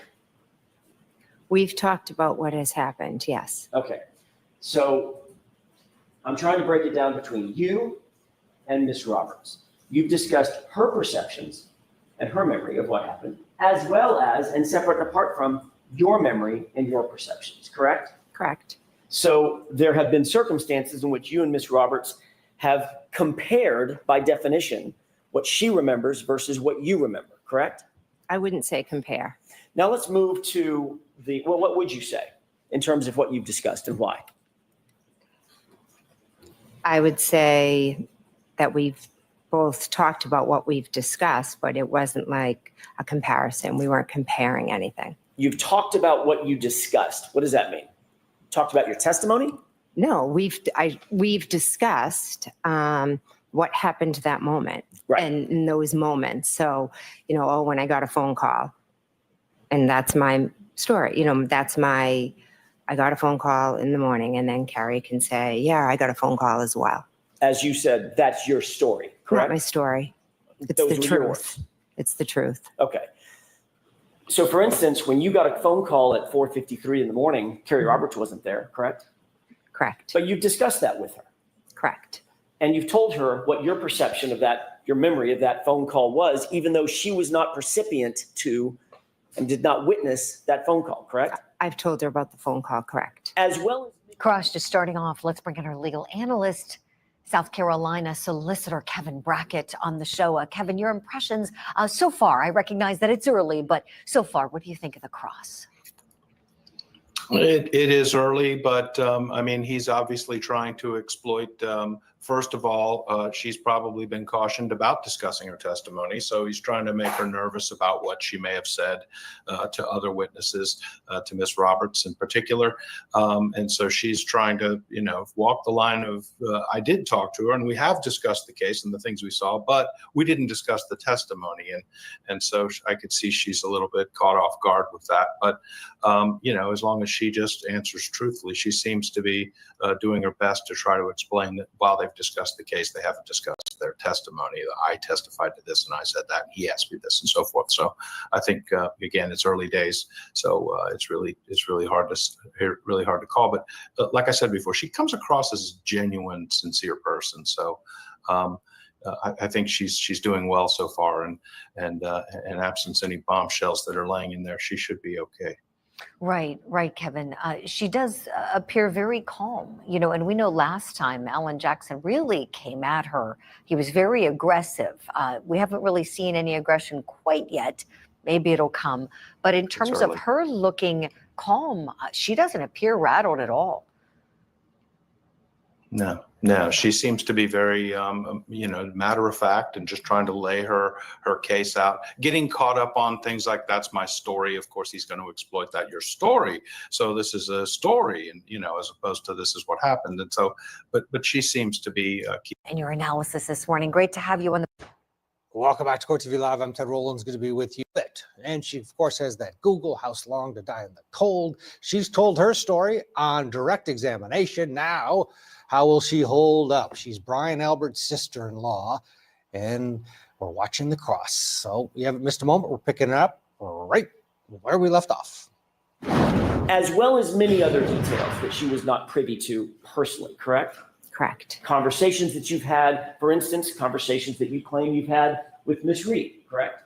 Correct. And you've told her what your perception is of those conversations, or your memory was or is of those conversations with Ms. Reed, correct? Which conversations with Ms. Reed? Any conversations, just anything that she wasn't privy to. You've discussed that with her. Some things, yes, okay. Absolutely. And conversely, Ms. McCabe, obviously, she's also discussed certain perceptions and memories that she has about this case, the facts of this case, as she recalls them, that you were not necessarily privy to, correct? Yes. Things that may have taken place outside your presence, correct? Correct. And you've talked about things, she's talked to you about things, now I'm getting myself confused. Y'all have talked about things that were outside of her perception and outside of your perception, and you've shared those with each other. We've shared our experiences. We've become very close. We both lived through a traumatic experience. How many times would you say you and Ms. Roberts have discussed your individual perceptions of what you remember happening on the 28th or the 29th of January 2022? How many times? It would be hard to put a number on that. We talk about, it's hard. We're bonded. We talk about the trauma that we relive every day. Karen called us for help and we both answered the phone. And that bonding is the glue that holds you two together. Is this case, correct? Yes. So that probably by definition, is the foundation of many, many, many of your conversations. Would you agree? We've grown into friends where we talk about many other things besides the case. Sure, the movie you saw last weekend and what the kids are doing next week. Yes, and yes, absolutely. We talk many different things, just like girlfriends do. I'm just concerned with and asking you about the subject matter of this case and the details and the facts of this case. You two have probably talked hundreds of times, that's fair to say, about your individual perceptions, your respective perceptions of this case, correct? This happened 3 years ago, and we've talked about it time and time again. This case has traumatized us, so And it's a huge talking part of our lives. I'm sorry, I didn't mean to interrupt you. Oh, I'm sorry. I believe it just, I meant traumatized our lives. Okay. It would be impossible for you two to have had so many conversations about your respective perceptions of the details of that day without that influencing the other person, correct? You've somehow been influenced by Miss Roberts's perceptions and her memories, correct? I don't think I would say influenced. Would you say that she's been influenced by your perceptions and your memories? Objection. Would you say that, Ms. McCabe? No, I wouldn't. Next question. How many times have you met with anybody from the DA's office? And I'm just going to limit the time frame right now in anticipation of your appearance in this trial yesterday and today. I'd say roughly 4 or 5. Can you give me a time frame when those 4 or 5 meetings were? I don't have dates. I do remember at one point I met with Mr. Brennan. He was new to the case. So I went in and he introduced himself. How long ago was that? Weeks or months? Maybe I can't give you a time frame. I'm sorry. Do you think it was last summer? No. Do you think it was? No, it was more recent. Okay. Yeah, It sorry. wasn't in the fall of last year? No. It was in 2025 sometime? I believe so, yes. You think it might have been February, January? Again, I can't give you an exact. I'm sorry. All right. I want to talk about the time frames of those conversations, and I'll ask you a little bit more about those conversations. So that was the first meeting that you had was with Mr. Brennan in anticipation of your testimony. What were the subsequent 4 meetings or so that you've had? With whom and approximately what time? Okay, so another meeting with Mr. Brennan. Are you looking for who was Sure. there? Who All else right. was there? I mean, can I give you a general answer? I didn't write down like every meeting who was there, but Of course. generally, okay. Was Mr. Lally there? During 1 or 2 of the meetings, he was, yes. Was Ms. McLaughlin there? Yes. Was there anybody else from the DA's office there? The officer, or Trooper Tully was there at 1. Trooper Buchanan was there at 1. The witness advocates were there. And again, give or take the particular meeting. Those are 2 meetings that you've talked about with Mr. Brennan and others. What about the third meeting? No, I'm sorry. I was lumping a few of them together. Sure, understood. I apologize. How many meetings would you have? Let's just start there. How many meetings have you had with Mr. Brennan and either staff or colleagues? So after the first initial meeting, I would say, again, I didn't write them down. Off the top of my head, I can think of 2 or 3 more after that. Okay. Excuse me, first initial one.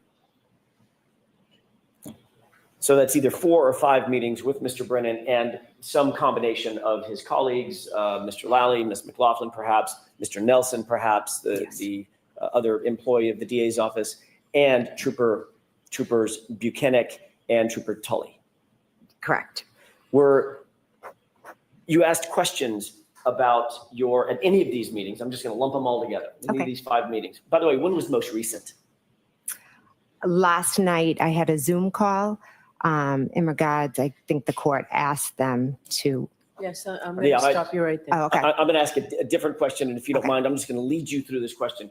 Okay. You had a conversation last night. I'm not interested in that particular conversation. That was for a very specific purpose. I'm asking you about everything leading up to, but not including last night's conversation, okay? Okay. So let's just leave that one out. you've had, I think you mentioned either 4 or 5 other meetings with Mr. Brennan and some combination of his colleagues and or law enforcement. Yeah, and I might have in the 5 included that one from last night. Okay, fair enough. Were you asked questions in those, we're just going to call them 4 meetings. Were you asked questions during those 4 meetings about your testimony at the first proceeding last year? I reviewed I did review some of my testimony, yes. In what format? I watched. Paper transcript or? No, we just watched a little bit of it.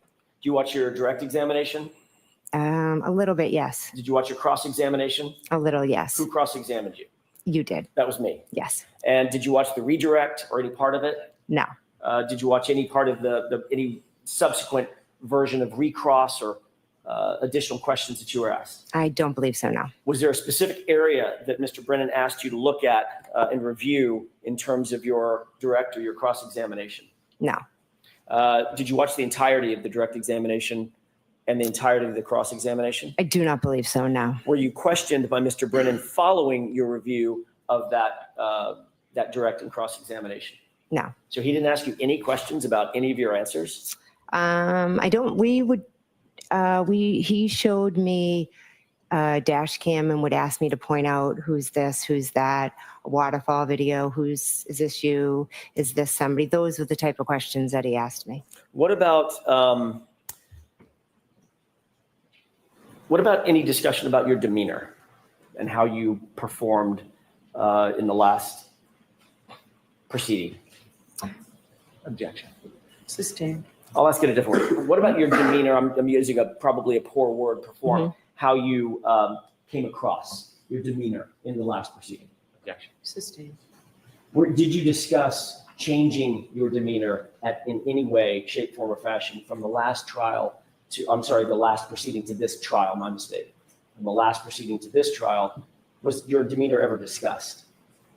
No, I was just told to slow down, answer the question, and answer it to the best of my memory. Was there any discussion about talking about your background, for instance, your family and your children and being a sports mom, as you talked about in your direct examination? No, I believe I did that in the previous one as well. Was there any discussion about crafting your testimony in any way to suggest a softer approach? No. Was there any discussion about how to develop your testimony from beginning to end? Sustained. Did Mr. Brennan ask you about, or let me ask it a different way. Did Mr. Brennan take you through a series of questions, for instance, as almost a test run of questions that you might be asked either on direct examination or cross-examination? No. Did you practice your testimony with any member of the DA's office? No. Were there any sessions where you sat and was subjected to a cross-examination, like a fake cross-examination or a fake direct examination? No, there Anything wasn't. like that? No. What were the things that stand out in your mind? You said you had at least 4 meetings. How long was each meeting, by the way, ish? The first meeting, I think, was fairly quick. It was just the introduction. 30 minutes, less than 30 minutes? I don't want to give a time because I'm not sure. Okay. But I was fairly quick, yes. Okay. What about the second meeting? Again, I don't know specific meetings, but I can tell you that there was a longer one where I did watch some dash cam video, look at different pictures, things like that. What kind of pictures did you look at? Other than the dash cam video? The pictures of John's house. Okay. The same photos that we saw today? Yes. How long in total would you say all of those meetings were? Just taking them all together. I really can't give you I really can't give you an estimate. I think the first one was fairly quick. The second one, one of them was a little bit longer, maybe a couple hours. Okay. Then the third one, was that also a couple hours, or was that one fairly quick? That was fairly quick, yes. So fair to say between 2, 3, 4 hours total meeting times? Again, I'd have to probably go back and look at the date and the time. I really can't give you a specific amount of time. Did- I apologize. Did Trooper Tully or Trooper Buchanan ask you any questions during the course of any of these meetings? Regarding the case, no, but we did briefly talk about how my kids were, how their kids were. But they didn't ask you any questions about your testimony, about your about the case, about your memories, about specific facts? I do not believe so, no. During any of these meetings, was anybody taking notes? Ms. McLaughlin, Mr. Lally, Mr. Brennan, any of the troopers? No, I don't believe so. So there was several hours worth of meetings with you and nobody scribed any notes that you saw? None that I saw, no. And these meetings were not recorded? I do not believe so, no.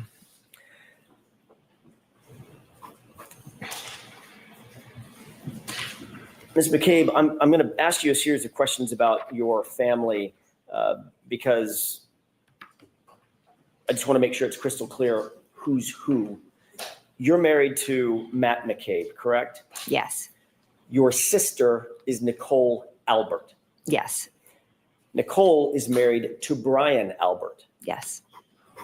It was Brian Albert's home that you were at 34 Fairview that you arrived at where John's body was found, correct? Yes. The same home where that late night gathering was on January 28th going into the morning of the 29th, correct? Yes. Would you consider yourself to be close with your sister Nicole and Brian? Yes, very close. Your families, it's not just you and Nicole, your whole families are close, correct? Yes, we have a very close family. How long have you known Brian Albert? Since I was in kindergarten. You consider him, even though he is not blood related to you, you consider him family? Yes. In addition to Brian and Nicole Albert, you're also very close with Chris and Julie Albert, correct? Yes. Just to be clear, and I'm going to do this slowly. Okay. Brian Albert's younger brother is Chris Albert, correct? Yes.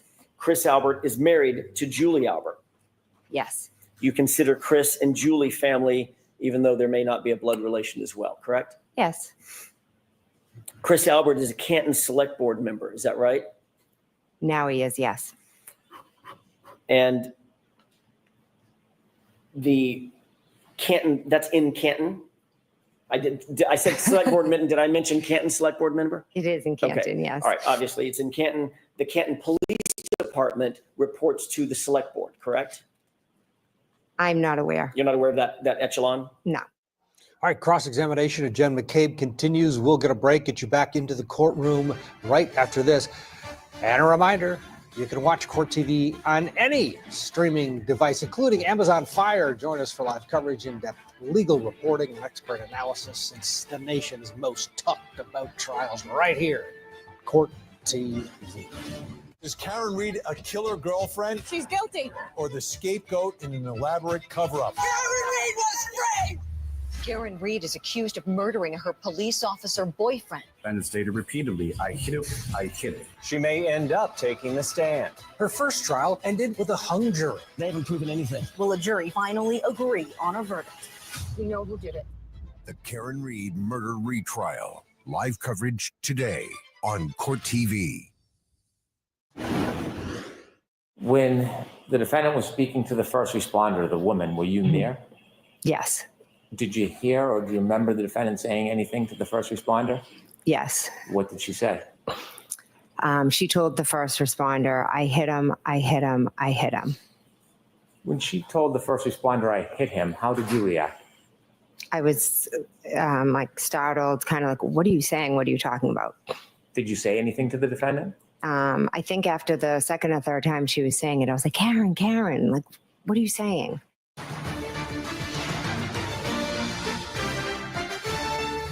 Jen McCabe, that's a big moment in this trial. I hit him, I hit him, I hit him. Karen Reed, and we're there for it all. Let's go. Or was a Boston police officer. Yes. He had been a lifetime law enforcement officer for some 30 years before he retired recently, correct? Yes. He's a trained first responder, obviously. Yes. Brian Albert and Chris Albert have another brother named Kevin Albert, correct? Yes. Kevin Albert is a detective with a police department, correct? Yes, I believe that's his title. I'm not 100%. Which police department is Kevin Albert associated with? Canton. And you've grown up in Canton your whole life, you indicated. Yes. Your entire family has grown up in Canton, correct? Yes. And you, Ms. McCabe, have 3 sisters. Nicole, we've talked about. You also have a sister named Shelley, is that right? Michelle, yes. Michelle? Mm-hmm. And Denise, who you mentioned in your direct examination. Yes. Nicole is also known by nickname, is that right? Yes. What is Nicole's nickname within the family? Coco. Does Shelley also have a nickname? Well, I guess Shelley is the shortened name from is. Michelle, correct? Yes. What about Denise? She's Dee Dee. Dee Dee? Yeah, like Deedeee.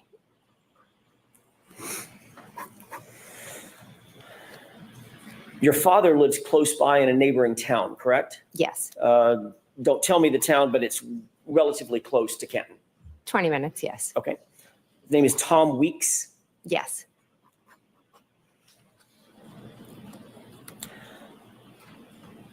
I'm not going to go through all of them right now because the family tree is getting large, but there are children, cousins, second cousins, nephews, aunts, uncles. There's a combination of familial relations within that set of folks that I just talked about, Chris and Brian and Nicole and you and Matt and the folks that we've just talked about. Yes. That family, that large family, celebrates holidays together, I'm guessing? We don't typically, celebrate with Kevin and Chris, but my family does, yes. Along with Brian, Albert, and Nicole? Yes, of course. Birthdays are celebrated within that family? Yes. Go on vacations together, I'm guessing? Yes. Gatherings like the one on the 28th? Yes. Special events? Yes. Spend weekends together? Yes. You mentioned a lot of sporting events. There's a lot of sporting events that y'all go to together. Yes. So it is very, very easy to see that it's an extremely close-knit family. Yes. And naturally, you're very protective of your family, as anybody would be. Yes, I love my family. You also said that you knew, and your words, liked Karen Reed, my client, on the 28th of January 2022, correct? Yes. But she very much is not family, correct? Correct. She certainly was not as important to you as your actual family, the Alberts, the McCabe's, the folks associated with them. Is that right? Yes. On January 28th, 2022, members of the Albert family and the McCabe family all went to a bar together, had drinks together that night. Waterfall, we've heard a little bit about that, correct? Correct. Ultimately, you went back to your sister's house for the after party that we've heard so much about. That was at Brian Albert's house, is that right? Yes. You've been interviewed, I think you indicated multiple times, you didn't even give a number of how many times you've been interviewed by police in this case, is that right? Yes. Your family is connected to people at Boston Police Department. We've just talked about that. Brian Albert, is that right? Well, Brian was a Boston police officer. Right. So when I say connected, there is some familial or family or friendly connection to that police agency, Boston Police Department. It'd be Brian Albert in this case, correct? The objection sustained. There's also a connection to the Massachusetts State Police through your family, is that right? Objection. So define connection. Julie and Chris Albert are very, very close to you, correct? I'm close with Julie and Chris, yes. You're aware that Michael Proctor's sister, Courtney, is basically best friends with Julie. No, I'm not aware of that. She's best friends with Julie's sister, Jillian. Okay, so Courtney is best friends with Jillian, who's sisters to Julie, Yes. who's married to Chris, who's an Albert, who's the little brother of Brian Albert. Yes. Okay. And Canton Police Department, there's also some connections there as well, Kevin Albert being the most obvious of them. Objection. I'm going to allow that. Do you have a connection with the Canton Police Department? Not with the department, but with Kevin Albert. Right, who's a member of the department. Yes, but my relationship's with him. Understood. You've indicated that you've been interviewed by law enforcement agents associated with with Canton Police Department. That'd be Officer Lank. Yes. Can I and stop Officer you for a Good. second and see counsel at sidebar, please? Sure.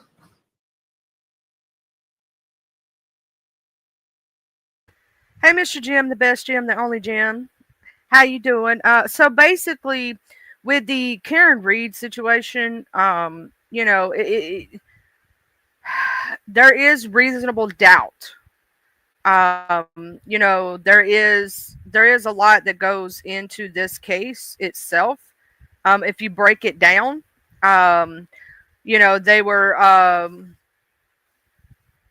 there with everybody drinking and all this other stuff, and you know, some people might think she did it. Some people might think that you know, it's suspected to be resumed Wednesday. Prosecuting proceedings are and whatnot, but you know, there's this back and forth of whether she did it or didn't do it, right? So, you know, we're gonna have to see how this plays out, because in some people's minds, she's being set up and this is a police cover up. In other people's minds, she did it. She backed over him. She hit him. So, you know, you're gonna have to make up your own decision on whether you think she did it or didn't do it.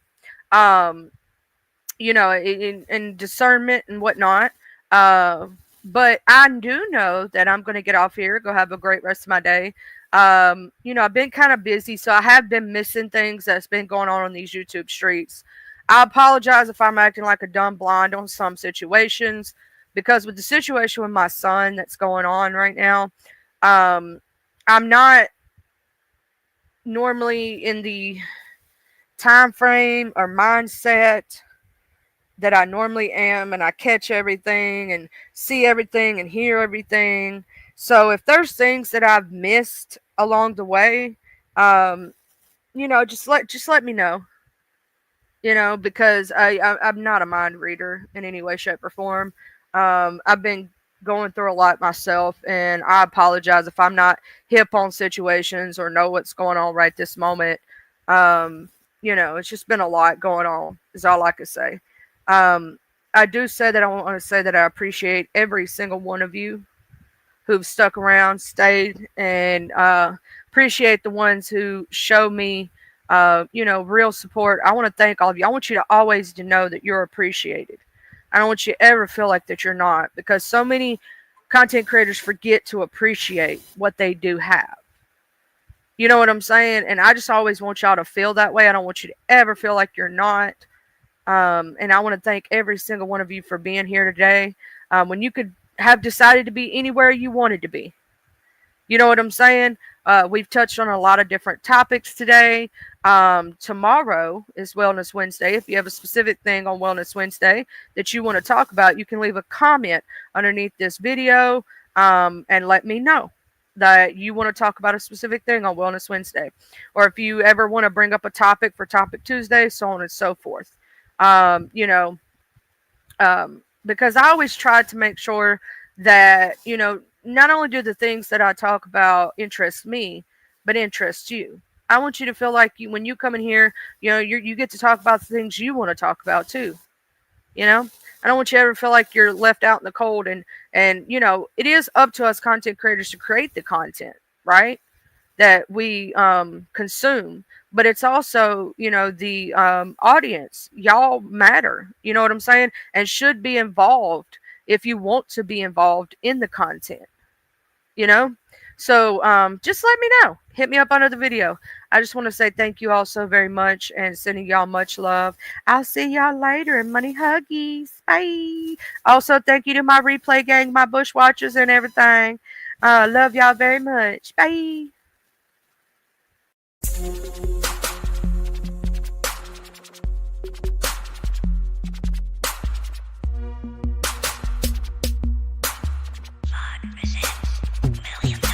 I'm from the T-U-B-E-L-O. I'm reppin' my hood, so love I'm gon' show. From the T-U-B-E-L-O. I'm reppin' my hood to the day that I go. From the T-U-B-E-L-O. I'm reppin' my hood. So love I'm gon' show from the TUPELO. I'm reppin' my hood to the day that I go. I'm from the west side, we don't need no introduction. This was the best ride. We all big boy rolling and holding. Come take a test drive. Hilldale, Evergreen, Glenkirk, Outer Street, bending every corner on the west, and that's where I'll be. Sunroof back, Captain C banging down 1800, chunking up the deuce to my post slanging down on 1800. Show no love to the ladies that's training round on 1800, making time stand still. Crystalline swinging down on 1800, watching out for them knuckleheads that be stanging round on 1800. Big rims and low pros be blanging round on 1800. Better completely change the way you're thinking about round 1800. Really hate to see you boys get left slanking around 1800. Out the street got some mysteries, just let Captain C lay it out. If I don't finish it all on this one, let the second verse play it out. Remember the blue apartments from OG standing back there by 60 deep. Bull walking, car blue, a big Anthony Hughes and Pee. I'm from the TUPELO. I'm reppin'